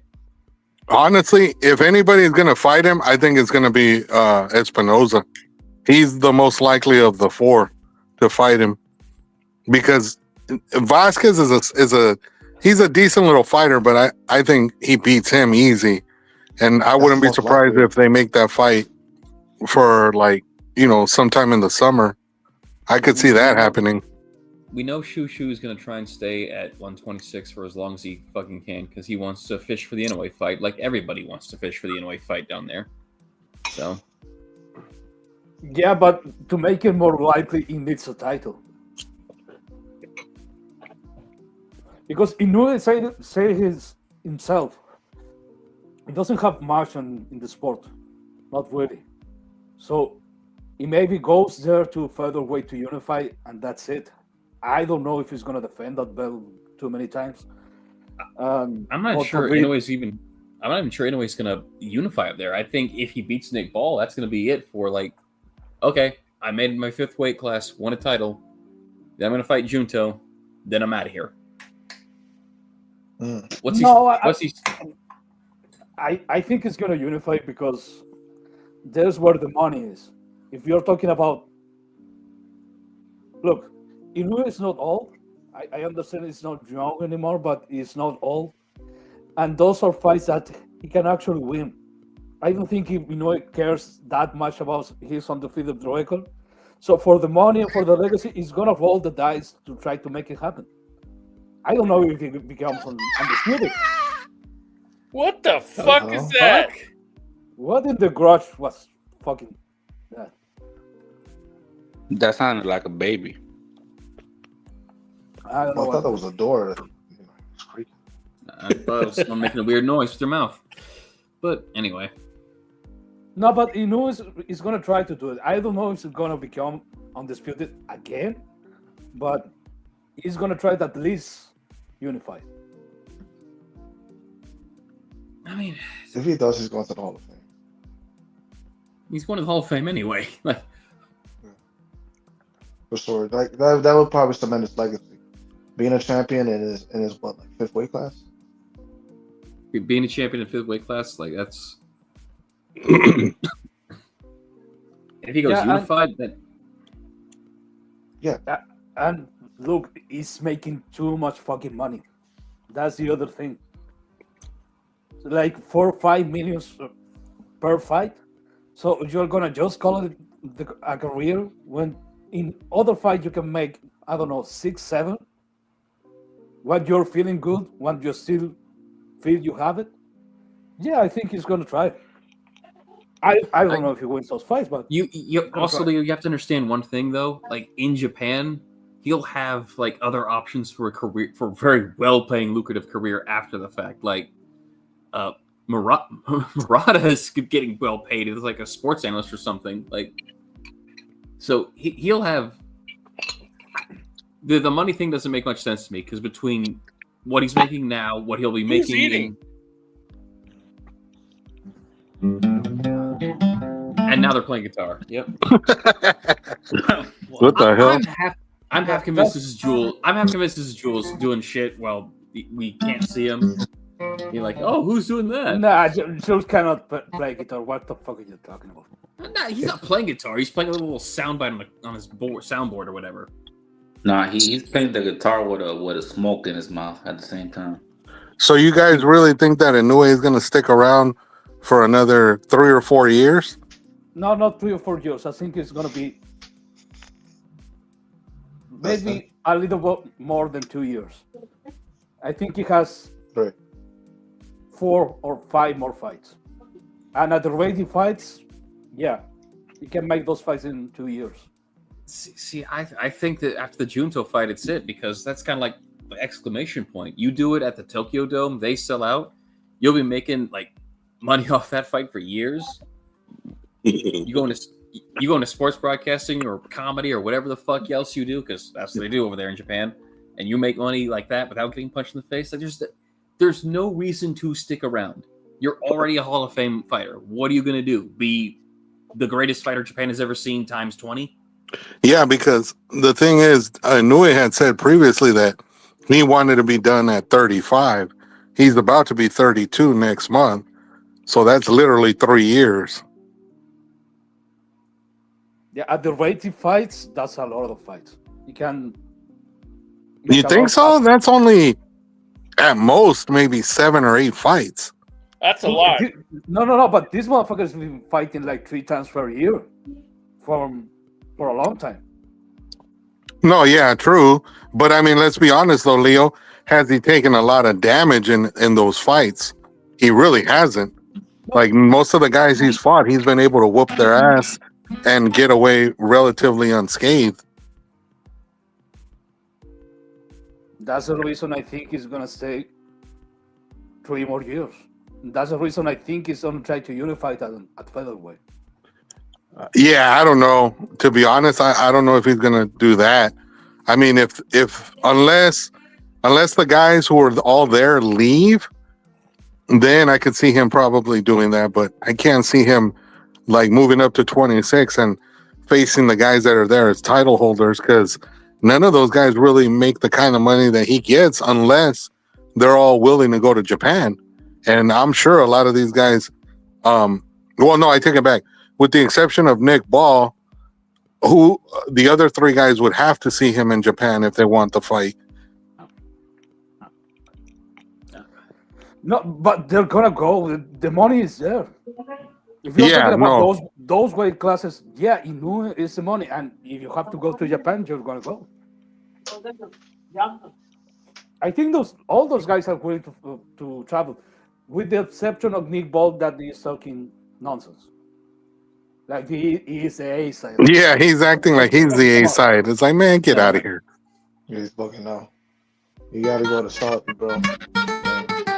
Who the fuck is on the guitar, man? Hey, yo, Desperado, turn your mic off, please. Mute your mic. Or at least say who you are. I know, so we can give you props because you're actually playing well. Fucking take request, man. Hey, country. What was the name of that cartoon that it was some little ass character that looked like a mouse that had a big ass mustache and a cowboy hat, and he would be strumming a guitar? You remember that? Oh, I remember, but I forget the name. You don't know the name? Oh, okay. That's what that shit sounds like. Is it no. I was gonna say Speedy Gonzalez, but he's the fast one. Yeah, no, it's not that. Okay, chequea. I just fucking seen this shit on fucking Twitter. Bektamir Melanchuziev versus Sergey Dirivianchenko. ¿Te gusta o no te gusta? Ellos quieren matar a ese tipo. Ellos lo quieren matar. They really don't like that guy, Sergey. Coño, el manager de ese tipo, man, he belongs in fucking prison, bro. Like, damn, yo, dog. can he get a soft touch, man, for real? They don't know what that is, bro. Like, they don't know. Like, Yo, Jules, isn't his manager the same guy that manages fucking Berlanga? Yeah, Keith Connolly. Wow. I would sue for fucking malpractice if I was Derevyanchenko. Todo el peligro that he avoids for Edgar, he gives it to fucking Sergey, bro. Danny Jacobs, Golovkin, Charlo, Adames, Munguia, fucking Mobili. Diablo, man, tú quieres matar a ese tipo? Like, you trying to get him killed, dog. Now Melanchuziev. He's definitely trying to give him CTE. That's for damn sure. For real. Yeah. What did he do to him, man? Probably parked in front of his house, bro. Now I'll say this because it's supposed to be on a Friday. I'll take it because I know somebody gonna get fucked up in that fight. Probably gonna be Sergey, to be honest. But Melanchuziev is kind of like he's fun, but he's trash. If that makes sense. Like he's fun to watch because he's a big moron, but he do punch hard and he take chances. He go for the knockout, so I'll take it. Yeah, I'm just Sergey's never had boring fights. Yeah, that's the other thing. Sergey's never in a boring fight. He's an action guy. The weird shit about Melanchuziev, you know how they don't give a fuck about him? How you know they don't give a he don't fight in eliminators. He just fight. Damn. Think about how long he's been around. And he don't fight in no WBC, WBO, na vaina así. He don't fight in them shits. He just fight. Fuck with that shit to give him a title shot. No, we're just gonna fuck him up. Yeah, with really fucking tough fights every time. Till his nose looks normal, we're not gonna put him in an eliminator until his nose looks normal. Someone will punch his nose normal. Cause his shit, he looked like a pig, dog. He looked like a big, strong ass pig. You know what I'm saying? Yeah, you got to get him with a bowler punch, to string that out. I mean, like if Gabe Rosario can knock you out like that, bro, you never really know. You never know. So I'll take that. It's just I want to start seeing the other guys fight. Like I could go for Melanchuziev Mabili. I could go for Melanchuziev Nelson. I could go for Melanchuziev Sajo, Melanchuziev Pacheco, but Pacheco actually got some money behind him, so that probably won't happen. Give me Beck versus Berlanga. Berlanga's not gonna take, bro. Berlanga's not gonna take that fight, bro. Like he's not, bro. That's why I don't have no patience. If he was a big moron with an ego, but he took fights, then that would be okay. Like, yeah, he's a big moron, but at least he fights. Okay, let's switch it, bro. Which fights do you see him taking, Berlanga? I think that he likes his chances against Munguia because of the Frenchman. He's an idiot. He's an idiot. Like, he is a moron. Pero lo que él dijo, he said it the other day when they asked him about Plant. He said that he would prefer to fight Munguia. And I'm like, why would he prefer to fight Munguia? Well, yeah, the fight is bigger. It is bigger. The fight with Munguia is bigger than a Plant fight. Pero también, you just watched the dude with 4 knockouts knock him out. So I already know what you're thinking. Si este fucking pájaro can knock him out, I can knock him out. That's what you're thinking. Frenchie can knock him out. I can knock him out. I think you're right, but if Munguia goes there and it looks spectacular, no, he's not gonna fight him. Then Edgar he needs to retire. I think he's gonna fight Derevyanchenko. If Derevyanchenko gets a brain bleeding in his next fight, yeah. If he loses by knockout in this next fight, yeah, he's gonna fight him coming out from a loss. Even with a loss, that's not safe. For Edgar, yeah, you trash, bro. Like you super trash. Well, we need the promoter first, right? ¿Verdad? Yeah. And we gotta see. Eddie said that Eddie says that he thinks they'll do more business moving forward. I don't think he said that for no reason. I was gonna ask you. So, do you see Oscar doing the same thing with Bob and Al? Posiblemente, porque él no tiene. It's like on one end, it's good for Oscar to have Jose Ramirez fighting on that show, and even to have Ryan fighting on that show, because you get to make money without having to stake money. Remember, you're gonna get a cut of whatever they get. And you don't got to put out no money for that. So it's good in a way. But at the same time, you don't got a lot that if something happens to Ryan, you done put Virgil in some crazy situations, but he made it through. But it's like if anything happens to your boys, you kind of fucked. If anything happens, te salvaste because he's fucking fighting Rolly, you know? Yep. Con eso te salvaste. Well, he's not fighting nobody. He's fighting Rolly. So, you know. Pero posiblemente, and I'm not against that shit, by the way. I did a video on it that if the PBC and Top Rank want to start jerking each other off and fucking each other, hey, as long as we get the fights, I don't give a fuck. I don't care. Yeah, they should have done that like 7 years ago. No, verdad. Mario Lopez said it. American boxing would have been in much better shape now than it is now. Exactly. Mario Lopez said it best. They should have done that shit 20 years ago. No, well, not 20 years ago, pero. Well, the Cold War. There you go.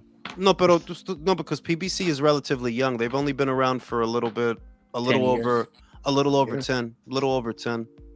You know, pero yeah, verdad, es que Al Heyman didn't make that shit to work with them. He made that shit so that he wouldn't work with them. Literally, that's what the PBC was for. We got our own stable. We're gonna do our own thing. We got our own backers. So the intention was never to work with Bob or Oscar.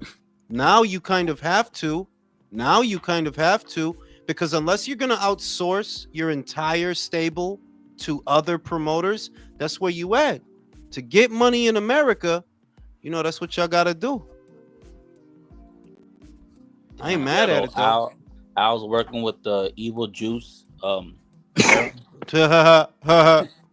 but how protected is Top Rank going to be with PBC, even though they're working together? You know what I mean? Like, they're going to protect their own way of doing things or their own. No, of course they are. But if what we're talking about is a calendar comprised of PBC versus Top Rank fighters, you know what usually happens when PBC fighters fight Top Rank?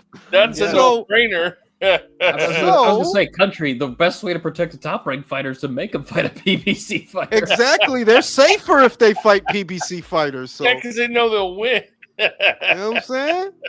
Well, let's get 42-year-old Lara in there with Yanni Beck. Gee, I wonder what's going to happen.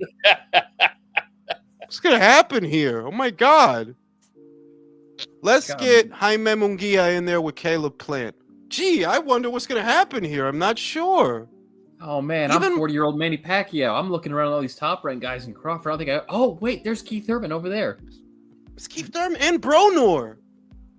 Y'all heard Bronor was rigging dice, stealing basketball player money? Yeah, he got the video of him trying to explain himself to the judge was fucking hilarious, man.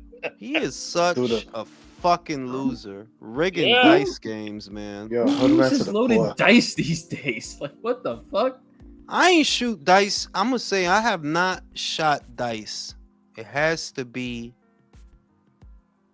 maybe 13 years, maybe a little longer. My game was CeeLo. I don't like craps. Too many ways to lose in craps. CeeLo is more ways to win. And you can fuck with the rules a bit, but damn, you rigging dice games, bro. I thought it was about billions. He's regretting throwing those 20s in the toilet now. No, and that guy is soothing the train too fucking long. About billions. Javante better take notes because that's where he's gonna end up, bro. Fucking Broner went from about billions to about burglary, bro. It's just about burglary.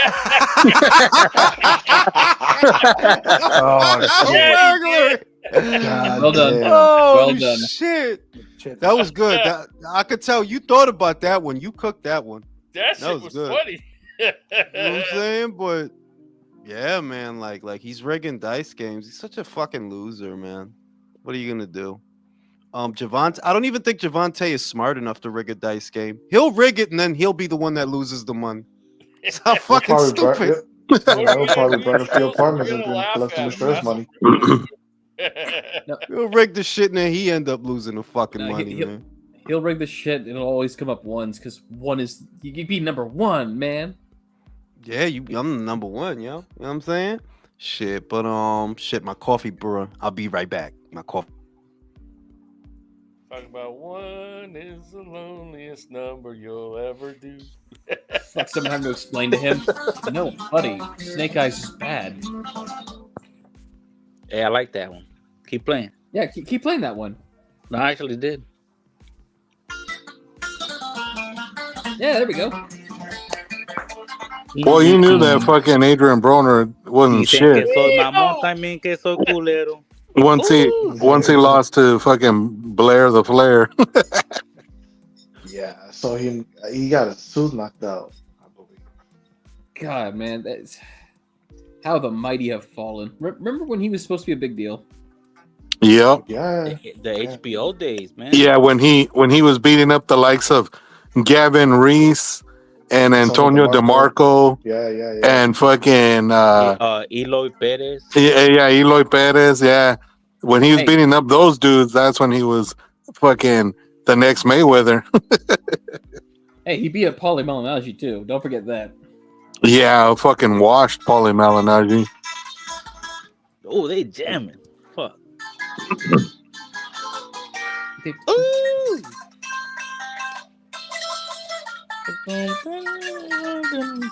Dicen que soy mamón. Play the Mario que soy theme. culero. It's a Spanish song. Hey, speaking of Spanish, what about Mario Barrios? What's next with that fuck? Can I be completely 100% honest with you? I don't give a shit. Me neither, bro.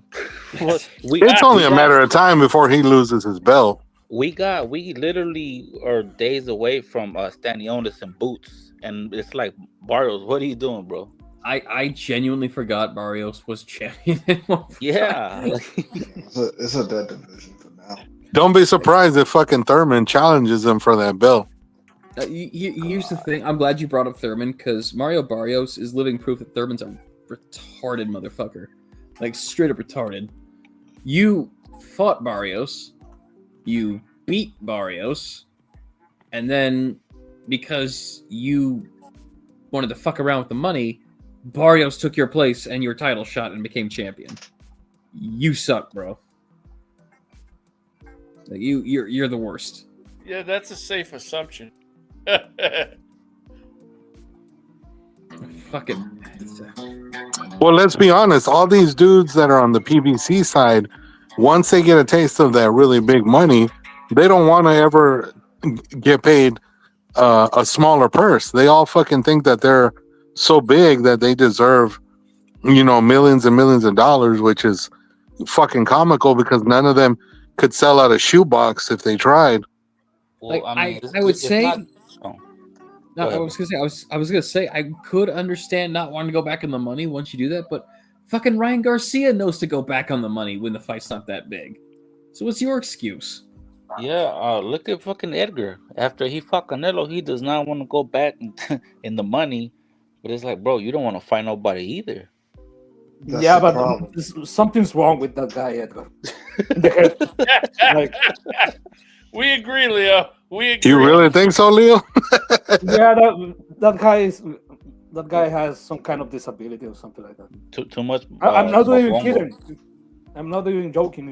He's low. He's two pickles. He's two pickles short of a chicken sandwich. So. You know what? They ought to him and Rolly ought to try to match wits, man. That would be funny. But what they have? What, one functioning brain cell between the two of them? Yeah, man. Couldn't you imagine that shit? That shit would be hilarious. Who could outsmart who? Imagine country if those two jackasses went on Jeopardy. Oh damn! They're gonna phone a friend on the first question. Nah, man, they'd be playing Weird Al Yankovic's song "I Lost on Jeopardy." Dude, there's no. Those motherfuckers. Listen, between those two, there is no outsmart. It's out retarded. Who can out retarded? Y'all seen at the Top Rank show? The last Top Rank show of the deal was supposed to be Vito Milnicki. That's what I'm saying. It's like they're going outside. They're going outside. I kind of trust them to land on their feet because they've been around so long. But it's like, damn, like the last show is Vito Milnicki for real? They're giving ESPN the last fight they deserve. I guess. Yeah. So I guess we're gonna be watching Netflix that night then. Yeah, more than likely. Pretty much. Is that the same day as the Serrano fight? June 21st. Oh, bro, that arena, the Prudential Center, the lower bowl is gonna be blacked out. Yeah, bro. Like it's gonna be his aunt gonna be there, his cousins. You're gonna hear his dad for real. Throw the left! Throw the fucking left! Throw the left! That's the dude. That's that dude that was talking that shit about Canelo. Why are we giving all this money to a Mexican? Because he fucking generates money, cocksucker. That's why. He's my friend. Al Heyman, my friend. Right? He's my friend. Pinche maricón. For real. Fucking moron. They mad at Canelo because he took whatever money Al had and ran. Fuck up? It's not his fault. That's why I fuck with Canelo, man. Like, it's my night. Fuck out of here. He took their money and made their guys look bad in the process as well. Beat the He shit out made their them fighters. poorer. Yep. He made them poorer. They in a different tax bracket now. They gotta go to H&R, block the file shit. I fuck with him, man. It's my night. Man, you know the motivation was probably that his horse needed another hairdresser. It's like, God, let's go get extra couple million. Fucking horses are expensive, bro. Like, you know what I'm saying? Motherfucking horses, bro. Yeah, but the PBC, to my understanding, they are in debt for like how many millions? For the story is that they still owe from the Waterland Reed money. We don't know if they ever paid anything towards that or anything like that. That's the rumors that are out there. But the way I look at it, I don't know for sure that they still owe that money. They might, because that's what the rumor is, and those rumors have been around for a very long time. But irrespective of the debt, you took whatever resources you had to pay Canelo. Whatever money you had lying, you took it to pay Canelo, and now he's gone. What are you gonna do? Yeah, but if we are talking about the PVC like a legit company, an honest company, I don't think if there were that, I don't think they're that anymore. I think they're not. They don't have. If they have debt, they have no intention of paying that debt. Of course not. They're not a real company. Like they better off being a money laundering outfit. Yeah, get into some drugs. What they're trying to do now is siphon every amount of resources. I'm trying to cook the books to try to siphon every resource that they can find to private individuals, and then they're gonna declare bankruptcy. Yeah, and that's it. You know what? Since they're still working with Amazon, I've been saying this. They should just be a delivery service, like Premier Boxed. Logistics. Yeah, Premier Box Champions. Bro, that you stole my idea. To like send Danny Garcia out. He'll be outside shadow boxing. He's a package nigga. He said, "Yo, it's the Charlo brothers." You know what I'm saying? They out there. You know what I'm saying? On your shit, doing the robot and shit. It'll be like a cool experience. No, but for real. Look, we are talking that shit, but there is a legit possibility that you'll find some of those PVC guys in a couple of decades, after legit doing that kind of shit. I mean, I could see Erickson Lubin working for Instacart, bro. I could totally see that. I could totally see that. I could see Jason Rosario open up working at a barber shop. You know what I'm saying? I could see that. Money got to come from somewhere, dog. The bills don't stop. The money might, but the bills don't. Yeah, ain't that the truth? No, but for me, there is a difference between having your own business, because if you have a barber shop, that's yo dije que he'll be working at a barber shop in Manhattan. He's gonna be paying rent. Oh, wow. He's gonna be working at a barber. He's gonna be working at a Supercuts. No, but not even. Damn, Supercuts. Fucking toes. Not even cutting hair. He gonna be right there. IBF title on the shit.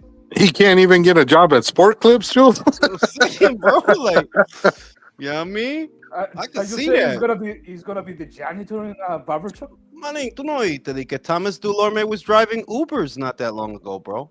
God. In between the time, right before he fought Jaron Ennis, he was driving Uber, bro. Thomas Dulorme. So yeah, it could happen. Wow. Now, de verdad, Danny es inteligente.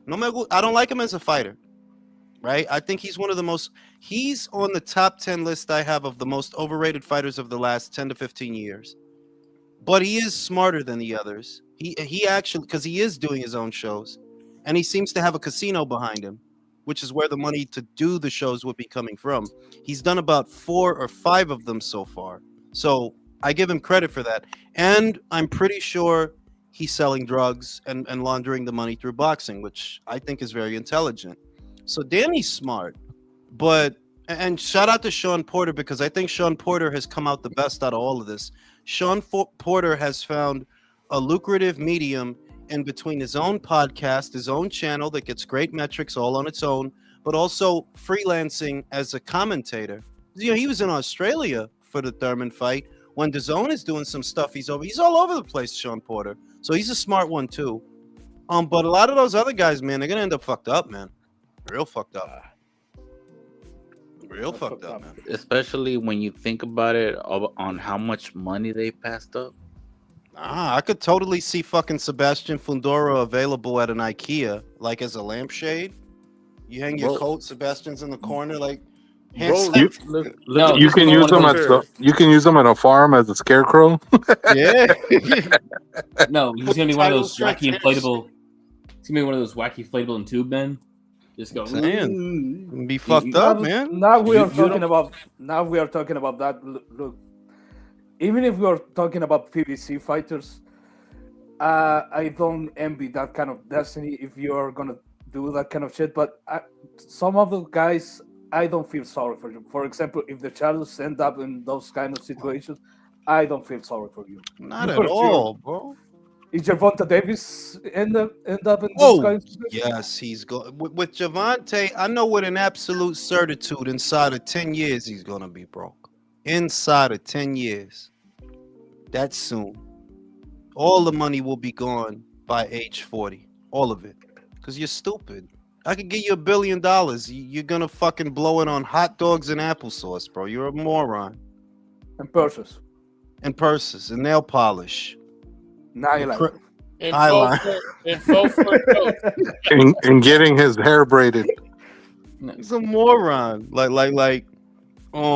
the Charlos, and I mean, like, if you really think about it, they're almost there. Come on, Jamal's coming back to do what? To do what? He's gonna go on a title run. Jamal's coming back. Jamal's coming back, and Jamal, you know, I've always looked at him as the better of the two, the more disciplined. But it's like, you coming back to 154, you gotta fight people to make money in that division, bro. And them people ain't easy. Yeah, but I mean, he has a name, the cachet. He's from Texas, you know. When has being from Texas helped him? I know, but you know, Oscar is salivating, bro. You got Texas, a Mexican Texas and a black Texas. Where they gonna fight, bro? You're right. I'm not gonna lie. You're right. And if you told me Virgil Ortiz versus Jermell, I would get out of bed for that fight. Yeah, I would. It's a good fight. Get out of bed with a boner and shit. Dick hard, bro. I mean, God damn it. I can't get over with what Jermell did because it was such a bitch move. Like, you leave 154 when Tim Tszyu is hot, and now that he's ice cold, maybe even shot. Oh, I'm back at 154 now. No, you know he's probably gonna. He's either gonna go after Terrence Crawford's WBA, or challenge Sebastian for the WBC because he's a champion in recess. So, who's the number one contender at 54 for the WBA? Virgil's. I don't know who the number one contender is. I don't know, but I could see him. You know, the WBA been sucking PBC's dick for a long time. Oh yeah, they're giving those guys fucking titles everywhere. That's what I'm saying. So if Crawford vacates, we all know he's going to. He's gonna vacate. He vacates. Jamal comes in right on time to pick that title up. They don't have a standard, the WBA. They don't got a bylaw. They will put that title in his hands as soon as it becomes available. So it's just, even with a belt, my thing is that, well, you could get a belt. Fine, you got a belt, but there's no money in just having a belt. There's money in fighting. Who are you going to fight? Now, if you tell me Fundora versus Charlo, okay. I'd go for that. But is Fundora even going to have belts by the time that happens? Got to fight Xander Zayas. I don't think you beat him. I don't think. Leo, you never talked to me about that fight. What fight? Zayas and Fundora. What do you think about that fight? I'm gonna have to go with Zayas. Mm. I think he has enough skills. You know, my skills. Skills. My skills to close the distance, and it's gonna be a decision. Yeah, same way I have it.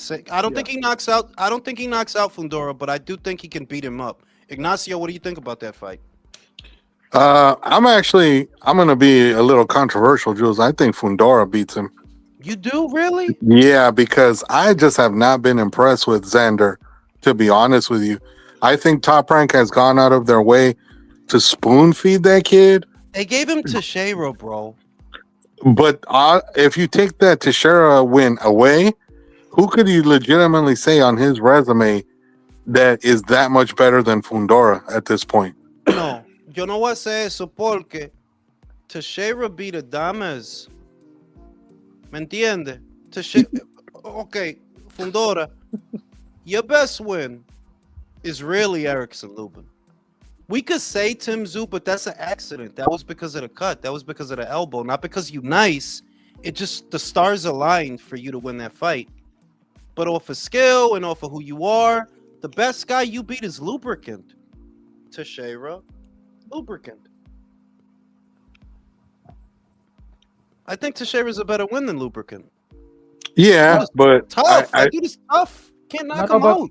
Honestly, I don't think there is a reason to be critical about Sandor at all.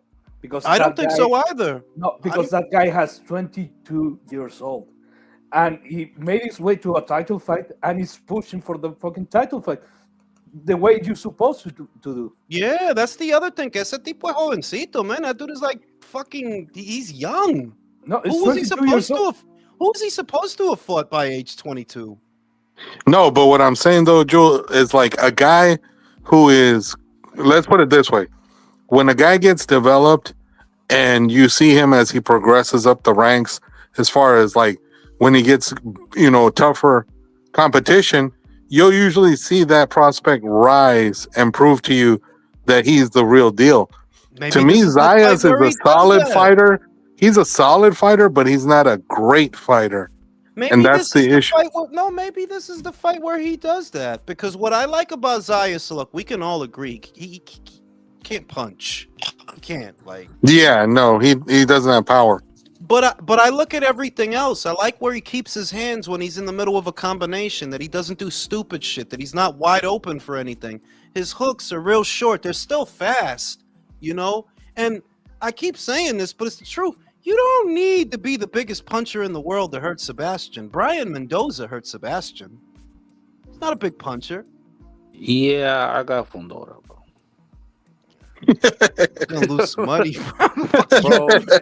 I'm not in Zayas. Fuck Zayas and his long ass teeth, bro. Motherfuckers, damn. His teeth connect to his fucking spine and shit. Long ass mouth. Who's that? Is Michael?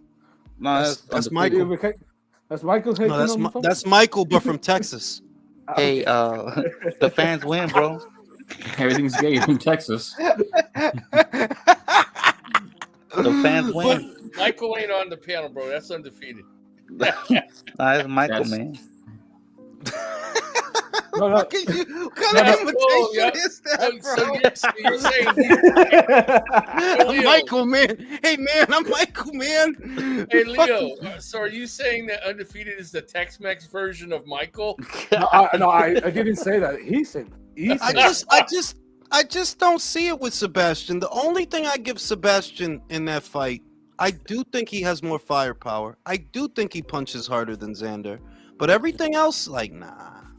Well, Sebastian is a tall motherfucker, and when Xander was in front of him, there wasn't that much difference. Eso lo que yo dije, that there's not a dramatic difference in height between them, even though we all know Sebastian is huge for the weight.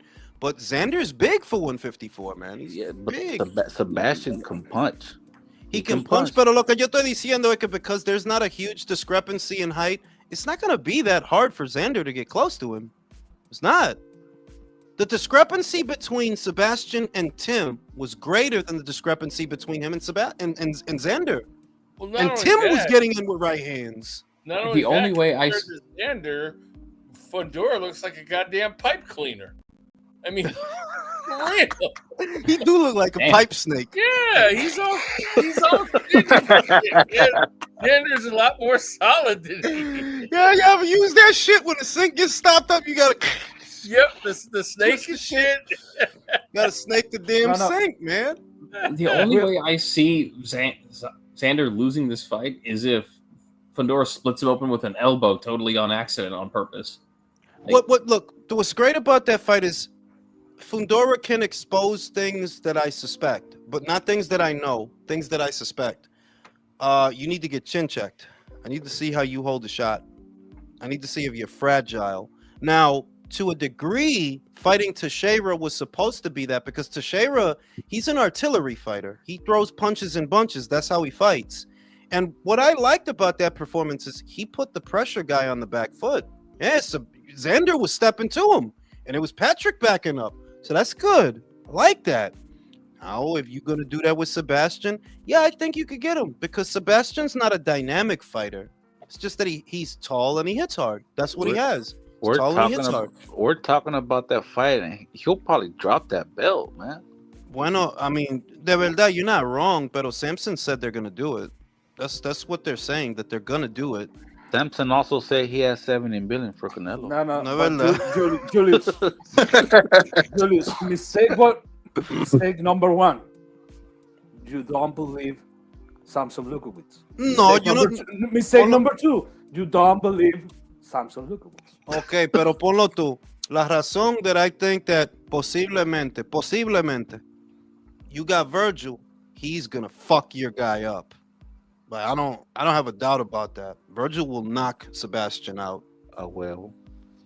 And then you have Xander, who doesn't hit as hard as Virgil, is not as battle tested as Virgil. So maybe you go with Xander because you like your chances with Xander a little more than you like your chances with Virgil. I mean, what the fuck else are you gonna do with Sebastian? What else?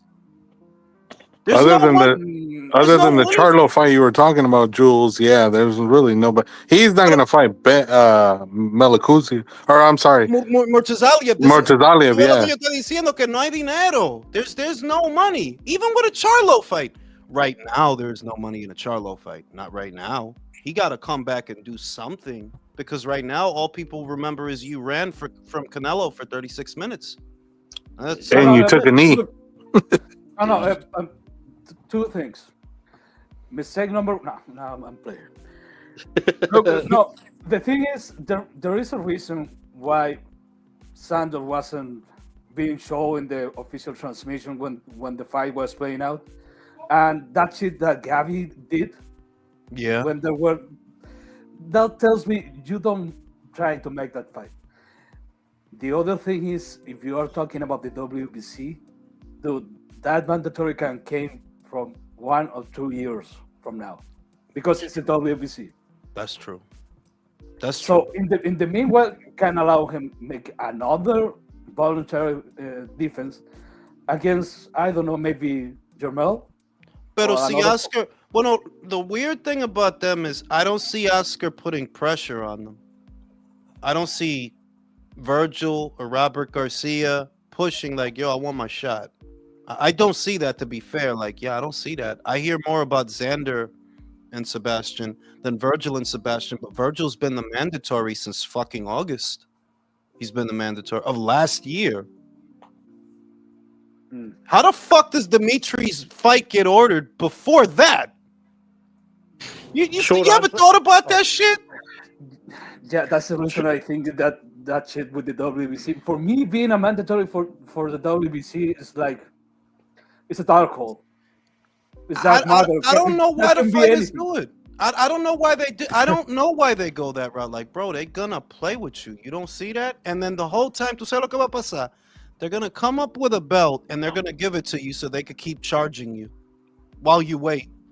While they don't order the fight, they're gonna keep charging you. Yeah, and you as an interim, you have to defend the guy's position, fighting all the open comers, so that the champion that they're protecting doesn't have to.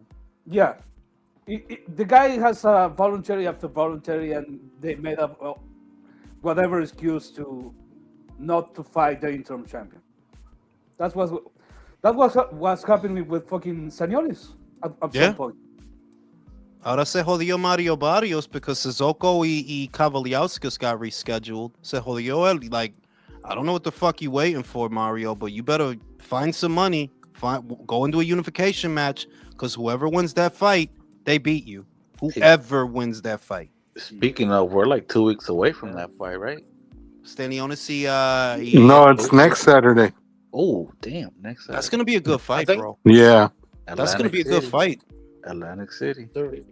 We're really going to see how good Boots is, because if he's as slack as he was against Avanesian, then he won't be. I can see Stanionis hurting him badly, and that's another bad pick, bro. Stanionis couldn't hurt Gabriel Maestre badly. How the fuck is he going to hurt Boots badly? Why? Well, because Stanionis is there to. I'm not saying that Boots will lose. I expect Boots to win. I'm just saying we'll see how much, by what kind of margin, but also about interim titles being defended. Didn't Keith Thurman defend the interim title 3 times? I know that was the WBA, not the WBC, but I think he defended it like 2 or 3 times before he was elevated. So, when you talking about years ago with Floyd, right? Yeah. He was Maidana's mandatory, then he was Floyd's, and then Floyd just fought whoever he wanted. But with the WBC and WBA, you just have to be in the right place at the right time, and sometimes you'll get ordered, sometimes not. I mean, just ask Dillian White. Yeah, but I just don't understand why the fighters go up that route, because by now it's common knowledge that just because you become the interim or the regular or whatever the fuck it is, that doesn't mean the fight's going to get ordered and you're wasting your own time. Whereas you have a time frame with the IBF. You know that they're going to order the fight. Like, usually they're going to order the fight, and they don't. They've stripped anybody from Fury to Canelo 2 times, to Joe Cordina, to Josh Taylor. That when it's time to get your shot, you'll get your shot. Yeah, 2 times, right? No, but Julius, I told you that shit before. I think Sean Porter is saying that shit a long time ago. That when he was just moved to Florida and was trying to become a pro, coming up from the amateurs, his father was talking with the IBF, and the IBF was asking him to be ranked to fight a guy in, I think he was in the 50 position. Mm-hmm. And his father was like, nah, fuck that. We are not going to put him in a fight that difficult. It's just coming up from the amateurs. Mm-hmm. And then he went to the WBC, and he offered him a fight against a guy in the 125 position. So what he was telling in that manner is, it's a little bit easier to be ranked in the WBC. They're going to treat you more gently than the IBF. Yeah. Pero que cuando llegue el momento para pelear para el título, you might fight for it and you might not. Yeah. You might fight for it, you might not. Shout out to Domo. PBC been trying to use Maul as a cash out bait since 2019. Yeah. But now we ain't fucking worth nothing, bro. Who really gets out of bed thinking, God, I wonder when Jamal is going to fight? Not me. Not Jamal. Prior to 2023, Jules, a lot of people did. But Jamal, after Canelo, nobody gives a shit. No, Jamal, bro. Oh, Jamal. Yeah, no, nobody's giving a shit since the what was that dude's name? The Montiel fight when he looked like garbage. Yeah. And when was that? How many years ago? That was like 2019, I think. Yeah. No, that was 2022. Yeah, you're right. No, yeah, you're right. Yeah. In 2020, Jamal had his best performance against Derevyanchenko, where he looked great that night. Then he looked like garbage against Montiel, who I don't even know if Montiel was a fringe contender. I mean, he was absolutely... No, Montiel was... No, he was a journeyman. He's a gatekeeper. Yeah, bro. exactly. And he looked like... And Jamal didn't even look good that night. But also,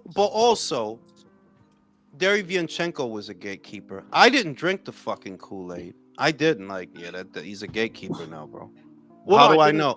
No, not you. Stop taking it personal. I'm saying the dude lost to Jacobs, lost to Golovkin. I think he had lost to Munguia already too. That was before that, Jules. It was after the The Golovkin fight was when they gave it to fucking Charlo.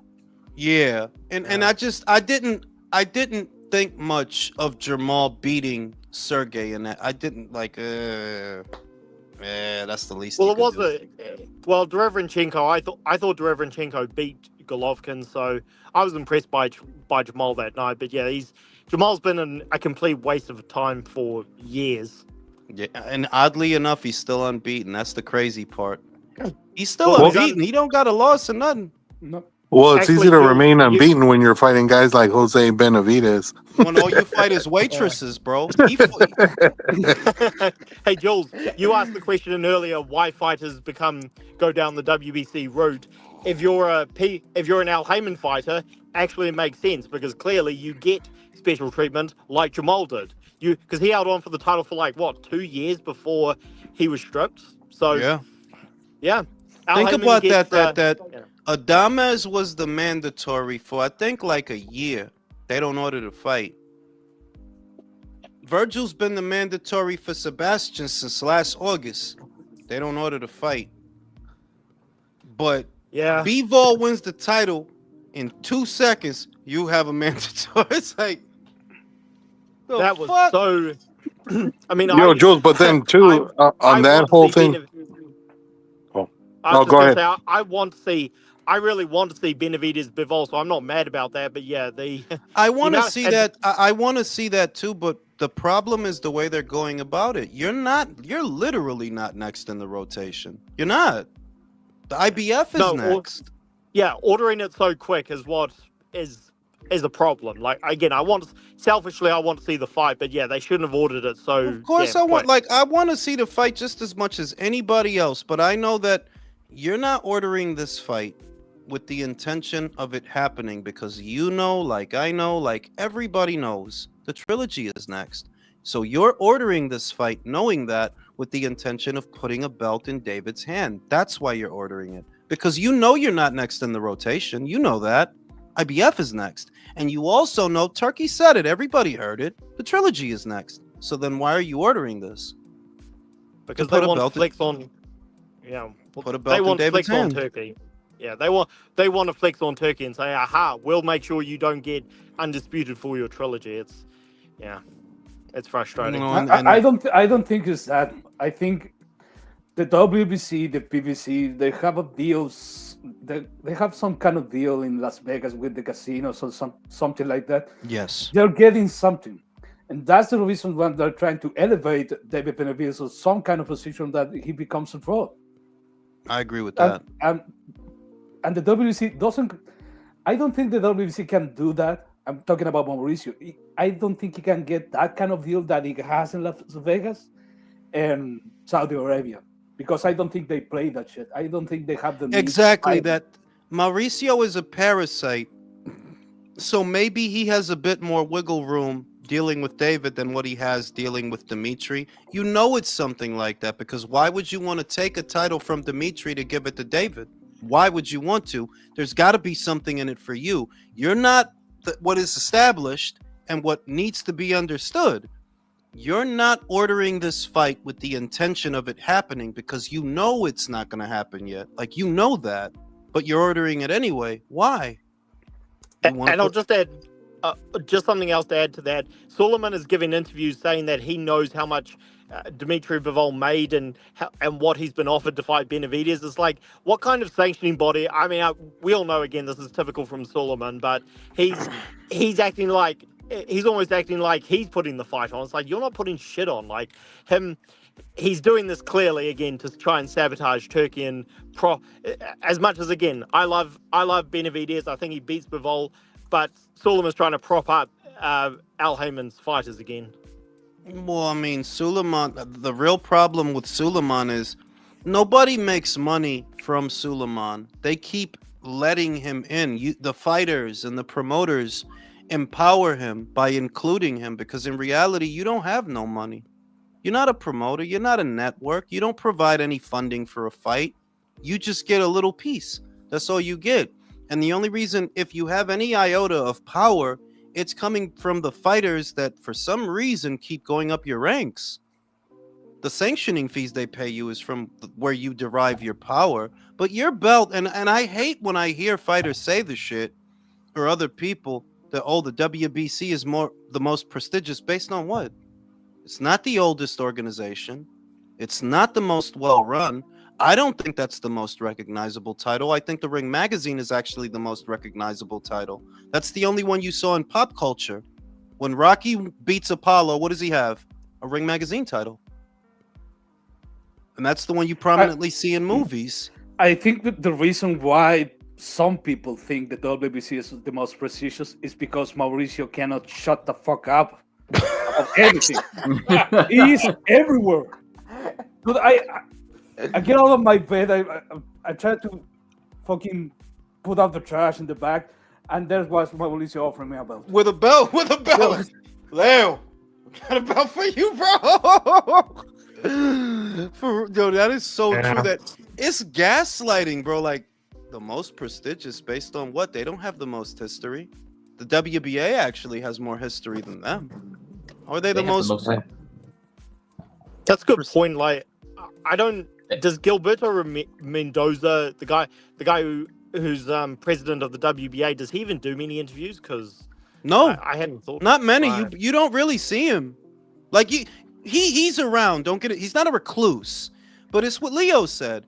The real reason the WBC is so thought of is because Mauricio doesn't shut the fuck. It is that when you think about it, they're like, why are you everywhere, bro? Like, go fuck him. He's the only one out of all those entities that is constantly getting interviewed. Like, you don't see Mendoza get interviewed, you don't see Daryl Peoples get interviewed, and you don't see Varcasel getting interviewed. It's only fucking Mauricio. Ahora es Gustavo, porque Paco retired, and Gustavo's doing interviews. But it really is what Leo said, that Mauricio doesn't shut the fuck up, dog. Se te sale en la sopa, Mauricio. He's swimming in that shit. When you go to he's in that shit. Mauricio's the Jerry Jones of boxing, Jules. For real. You remember Inoue, fucking Mark Cuban of boxing, bro? Like, you remember the Inoue Donaire fight where after Inoue won, they tried to hand him that WBC belt, and he was just like, "Get that shit away from me! Get that shit out of here, bro!" Yeah. But it is gaslighting, though. I didn't think about it. That it's a perception that stems from the fact that Mauricio goes out of his way to be involved in everything. There's no substance to the perception that the WBC is somehow better than the other belts. Better at what? Better in what way? How? Yeah, I mean, Solomon pretty much acts like a promoter, and has there ever been a sanctioning body that has had this many accusations, or I should say, this much proof that he's too close to certain promoters than Solomon? Because he's close. No, I mean, we know that he's close to them, and you can use your imagination what kind of conversations happen behind closed doors, but my thing is that you guys are the ones that give him power. If he has the ability to give you the runaround, it's because you gave it to him. There are other paths you could take. You don't have to go to WBC route. Go to IBF route. If you don't like the 10-pound rehydration clause, okay, go the WBO route. They don't have that. Yeah, but I think the WBO is the better one. No, but there's been, you can see clearly if you've been following the sport for a while that the WBO I'm talking from, they have a close relationship. The difference is the WBO actually does its job. They don't bend the rules for their champions. If you have a mandatory, they're gonna put them there. They're gonna call for a split, for a purse split, if you don't get into an agreement. They do their job. The WBC and the WBA, they are the only ones that don't do their proper job. They don't. Look, they adjusted the split to 60-40, and I don't see. That's why I got a lot of respect for Canelo, because he put them in their place. He told them, I don't abide by your manufactured deadlines. And at the time, I didn't like it because I wanted the Golovkin fight. So at the time, I wasn't a fan of what he did. But in hindsight, that is what the other fighters need to do. Dimitri Bivol, you don't want me to have your belt, Mauricio? Here you go. Take it. Well, there's problems with the IB. Let David have it. Now you guys can go have fun and do whatever the fuck you want. You know, No, I really hope. You I know, really someone hope you that can- doesn't happen. You know, It's that it's gonna. Look, the real question is, do you think the WBC is gonna strip him? Because both Vadim Kornilov and Eddie Hearn have made it crystal clear the trilogy is next. And the other thing is, I'm tired of that kind of getting glossed over. That yeah, Artur won one, Dimitri won one. Let's get this over with. Why not? What, do we got to wait 14 years for a sequel like we did with Roy and Hopkins? No, if we can get it done now, get it done now. Artur does deserve a rematch. He does. Yeah, fuck? I agree with that. I'm down for the trilogy. I just there's a part of me that just wishes they could shoehorn Benavidez in there because I think Benavidez beats Bivol.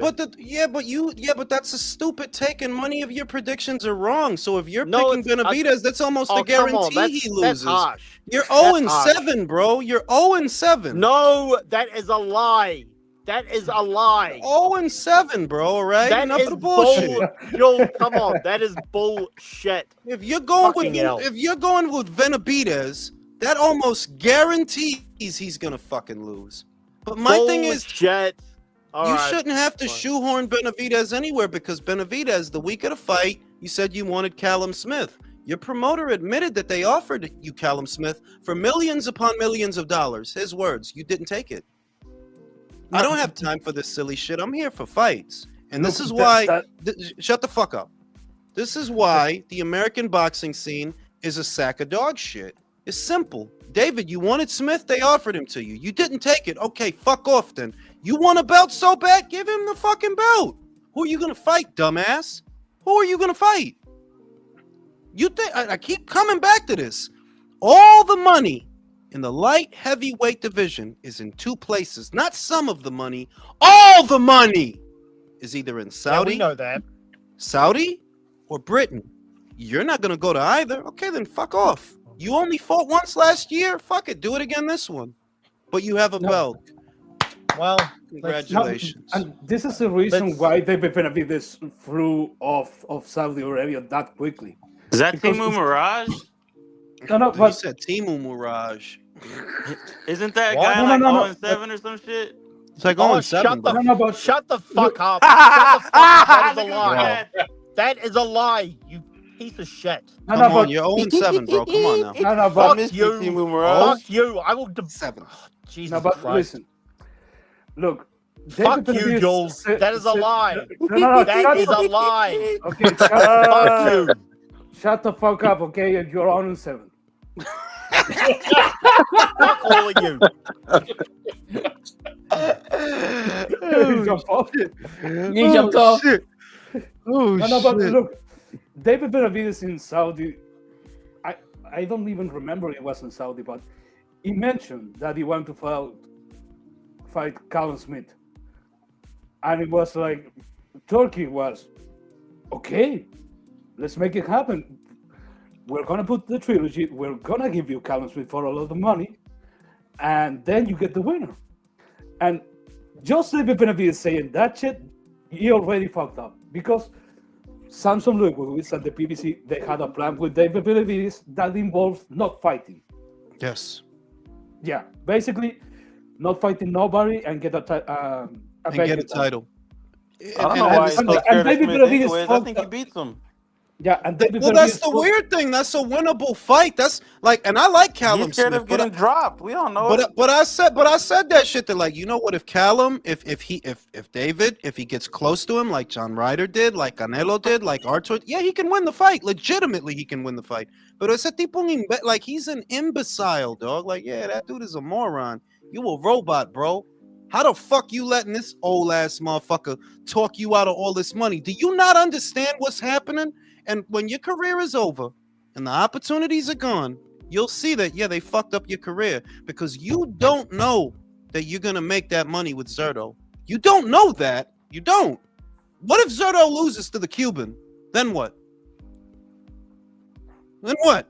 Bro, Canelo had already fought like 3 or 4 Hall of Famers by the time he was David's age. It's the stupidest shit I ever seen. That, yo, you got money right in front of you with a guy that Canelo beat, that Artur beat.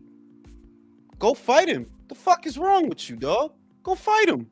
Well, he can't because then he's that's a real measuring stick, and you can see how he doesn't measure up. Dick's not long enough. It's not fat enough. That's the problem. It's not fat enough, bro. It's got to be like a tuna can. Yeah.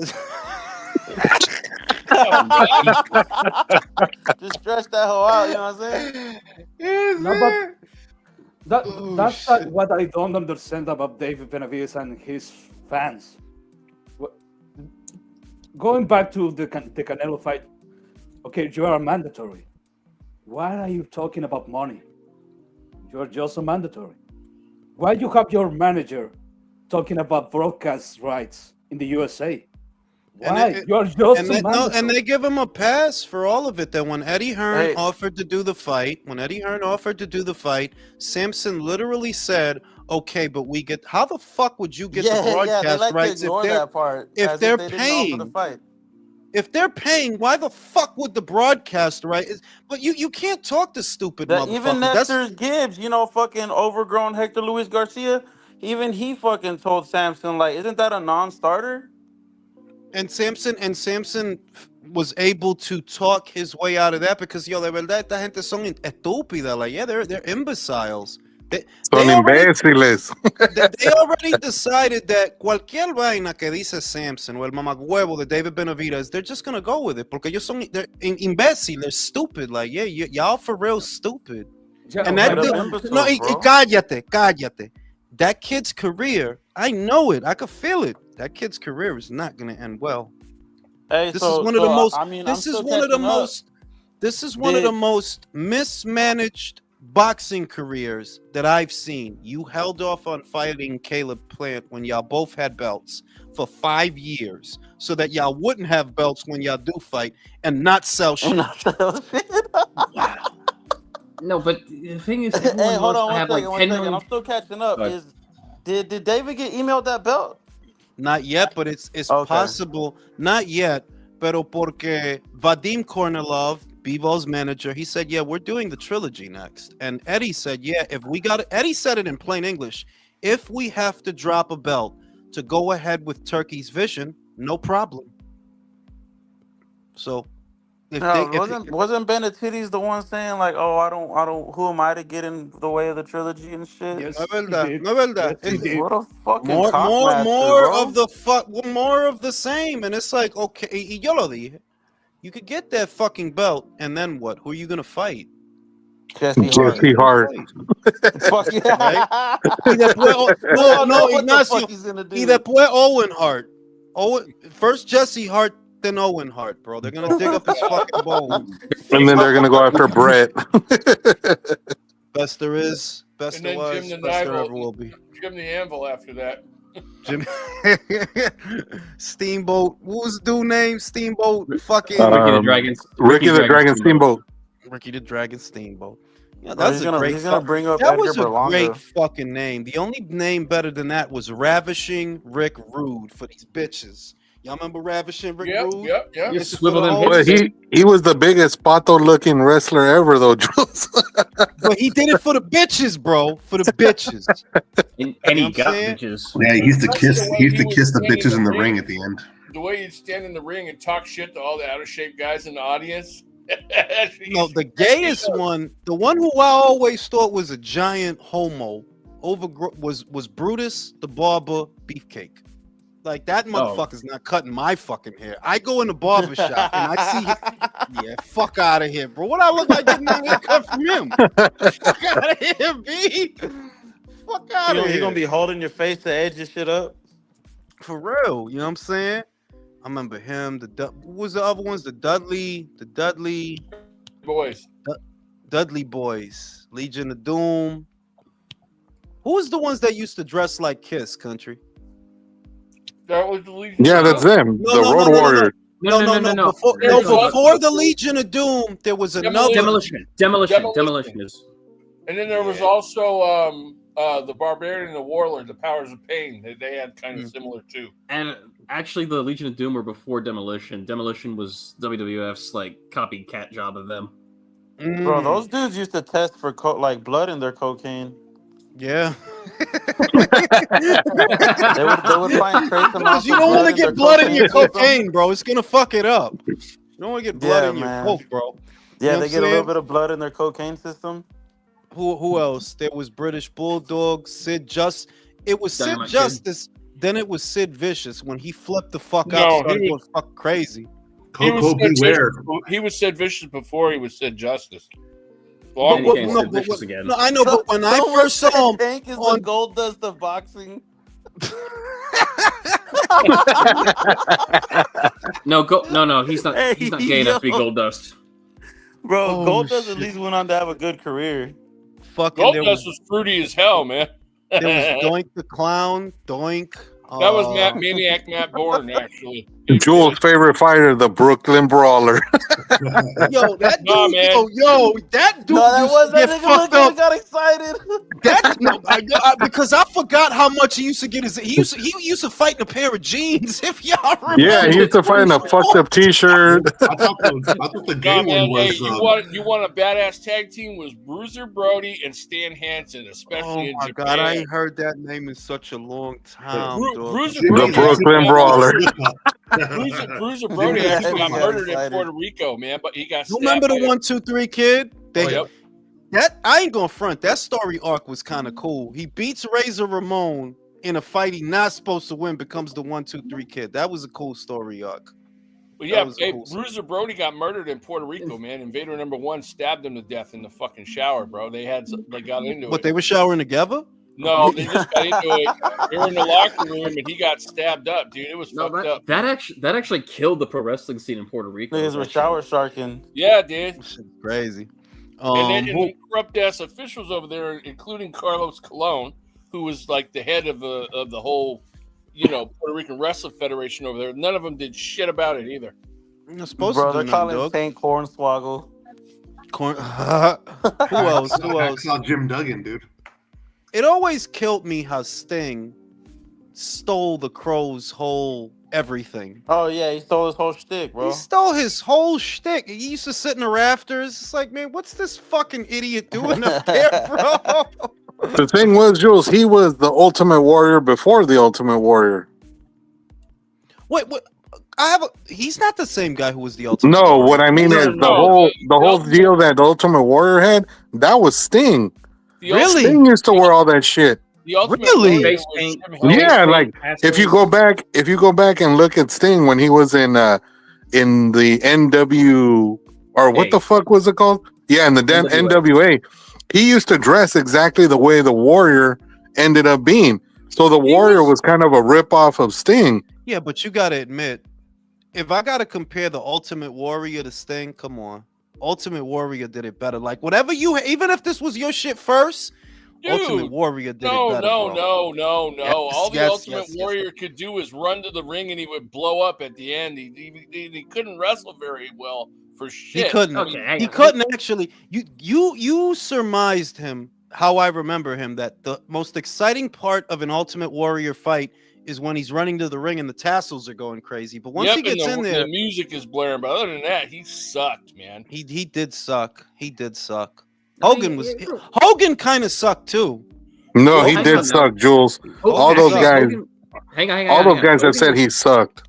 Well, hang on. Hogan actually was decent when he went over Japan and actually had to try. It's I just heard that. he I had- heard that he was Yeah, more he did- technical. He was more technical in the Japanese wrestling scene than he was in the American one. But that boils down to the audience. I'm just saying that the matches I saw, they were pretty fucking boring. Well, he didn't have to because all he would do was like do a couple punches, hulk up, And a leg hit the drop. boot, help the leg drop. Did any of you guys ever see any of Mick Foley's hardcore matches in Japan? No, Yes, not they're They not were those. fucking insane, dude. He had an exploding barbed wire match, a flaming barbed wire bat match. He had all kinds of crazy shit over there, man. I'm gonna say that the technical aspect of it that actually made it watchable for me isn't until the Attitude Era. The Attitude Era was actually really good. Stone Cold Steve Austin, The Rock, Diesel, who changed his name to Kevin Nash, I think it was. Yeah, that's his name, Kevin Nash. Yeah. Matter of fact, I think Sting and the Ultimate. No, maybe it wasn't him. But Sting Sting and Warrior tagged were tag team, somebody. yes. Were they? Because didn't they call themselves the Yes. Master Blasters? Was that They- them? yep. It sounds like a group that fucks people in the ass. Master Blasters. And then like the Ultimate Warrior early Jules, on. you have to remember known this. Jules, you have to remember it's the '80s. Like what we think is gay, they thought was straight as hell. Yeah. Yeah, I mean, fucking remember the Rockers, Jules? Hold on. The Ultimate Warrior early in his career was known as the Dingo Warrior before he became the Ultimate Dingo Warrior. War? Wow, Yeah. dog. Yeah, he was. He didn't Dingo become the Ultimate Warrior until he got to the WWF. Vince McMahon gave him that name. Good thing he did. Just like Kamala, he used to be Sugar Bear Harris. Wait, didn't he have a partner? He had a partner that would paint his face with him, work out with him a lot. Who? Who was the guy? Who? In the early days, Ultimate Warrior. Yeah, that was Sting. Oh, that was Sting. Okay. Yeah. No. All right. And how many of you guys remember like the Fire Throne Sheik when he would battle with Abdullah the Butcher? Yeah, I remember that. I remember that. That shit was nuts, dude. Was that the guy who came to the ring with a fucking sword and just kept hitting people with the wrong end? Like his Sheik was throwing this goddamn sword, being like, "Oh, he's gonna stab someone with it." His real name was Ed Farhat. As a matter of fact, he was Sabu's uncle, and he was like the original fire throwing Sheik. And Fucking he had a Sabu. That's a name I haven't heard in forever. Yep. And him and Abdullah the Butcher used to have some fucking crazy matches, dude. For real. Yeah, Jake There the was the Snake. crazy matches with Andre the Giant, and you guys remember Big John Studd? Oh yeah, I remember him. Yeah, Big John Studd came out in movies in the 80s. What was the bigger guy in the 90s? I think he was a Mexican dude. Big What was Show? his name? Oh, not Big Show. I remember Big Show. El Gigante. You're thinking El of El Gigante. Gigante. You're thinking of El God, Gigante. he sucked. Poor Undertaker. They kept giving He him sucked, the dumbest, but it was a good biggest story losers. arc. But it was a good story arc, though. It was. Like, Who else? every The once Big in a while they Boss gave Man. I think he was a. He was supposed to be a cop, but I don't know why I kept thinking he was a CO. Who, He Ted DiBiase? No, the Big Boss Man, not the $1 Million Man. The Big Boss Man. Yeah, I remember the Big Boss Man. Before he Yeah. became the Big Boss Man, He was a actually- correctional officer. He was Ray Traylor, or his name was Ray Traylor, but he was also Big Bubba Rod, and he feuded with Dusty Rhodes back in World Class Championship Wrestling. Hey, that's before our time, country. Yeah, of course. Gotcha. I stopped watching it in the 90s. I think the last summer. I stopped watching it. No, I stopped watching it. So there's a period in between the Hogan era and the Attitude Era where I stopped watching it. But I gotta admit, the Attitude Era was actually better than the Hogan era. Yeah, it was. It was better. You guys missed out on a lot of killer ass wrestling, man. You really did. It was better. It was better. Like The Rock, Stone Cold, that whole era of guys was a fun era, and the games were good too. They had video games about it. One of my most favorite moments with The Rock is when he came out to the ring and he was giving gifts to the nation, and he gets to Farouk. And he gives everybody else his expensive watches and this and that, and they're all happy and shit. And he gets to Farouk and he gives him an autograph poster of himself. That shit still makes me laugh to this day, man. That was fucking hilarious. That was comedy gold. Well, look, I'm gonna fucking go to sleep because I'm fucking tired and it's been like 3 hours. So I'll see you guys again later in the week, and of course again on Saturday, where it's gonna be boxing madness. It's literally boxing all day on Saturday. Are you really gonna go live for the Janabek fight, Jules? Fuck out of here. Fuck out of here. Not that one.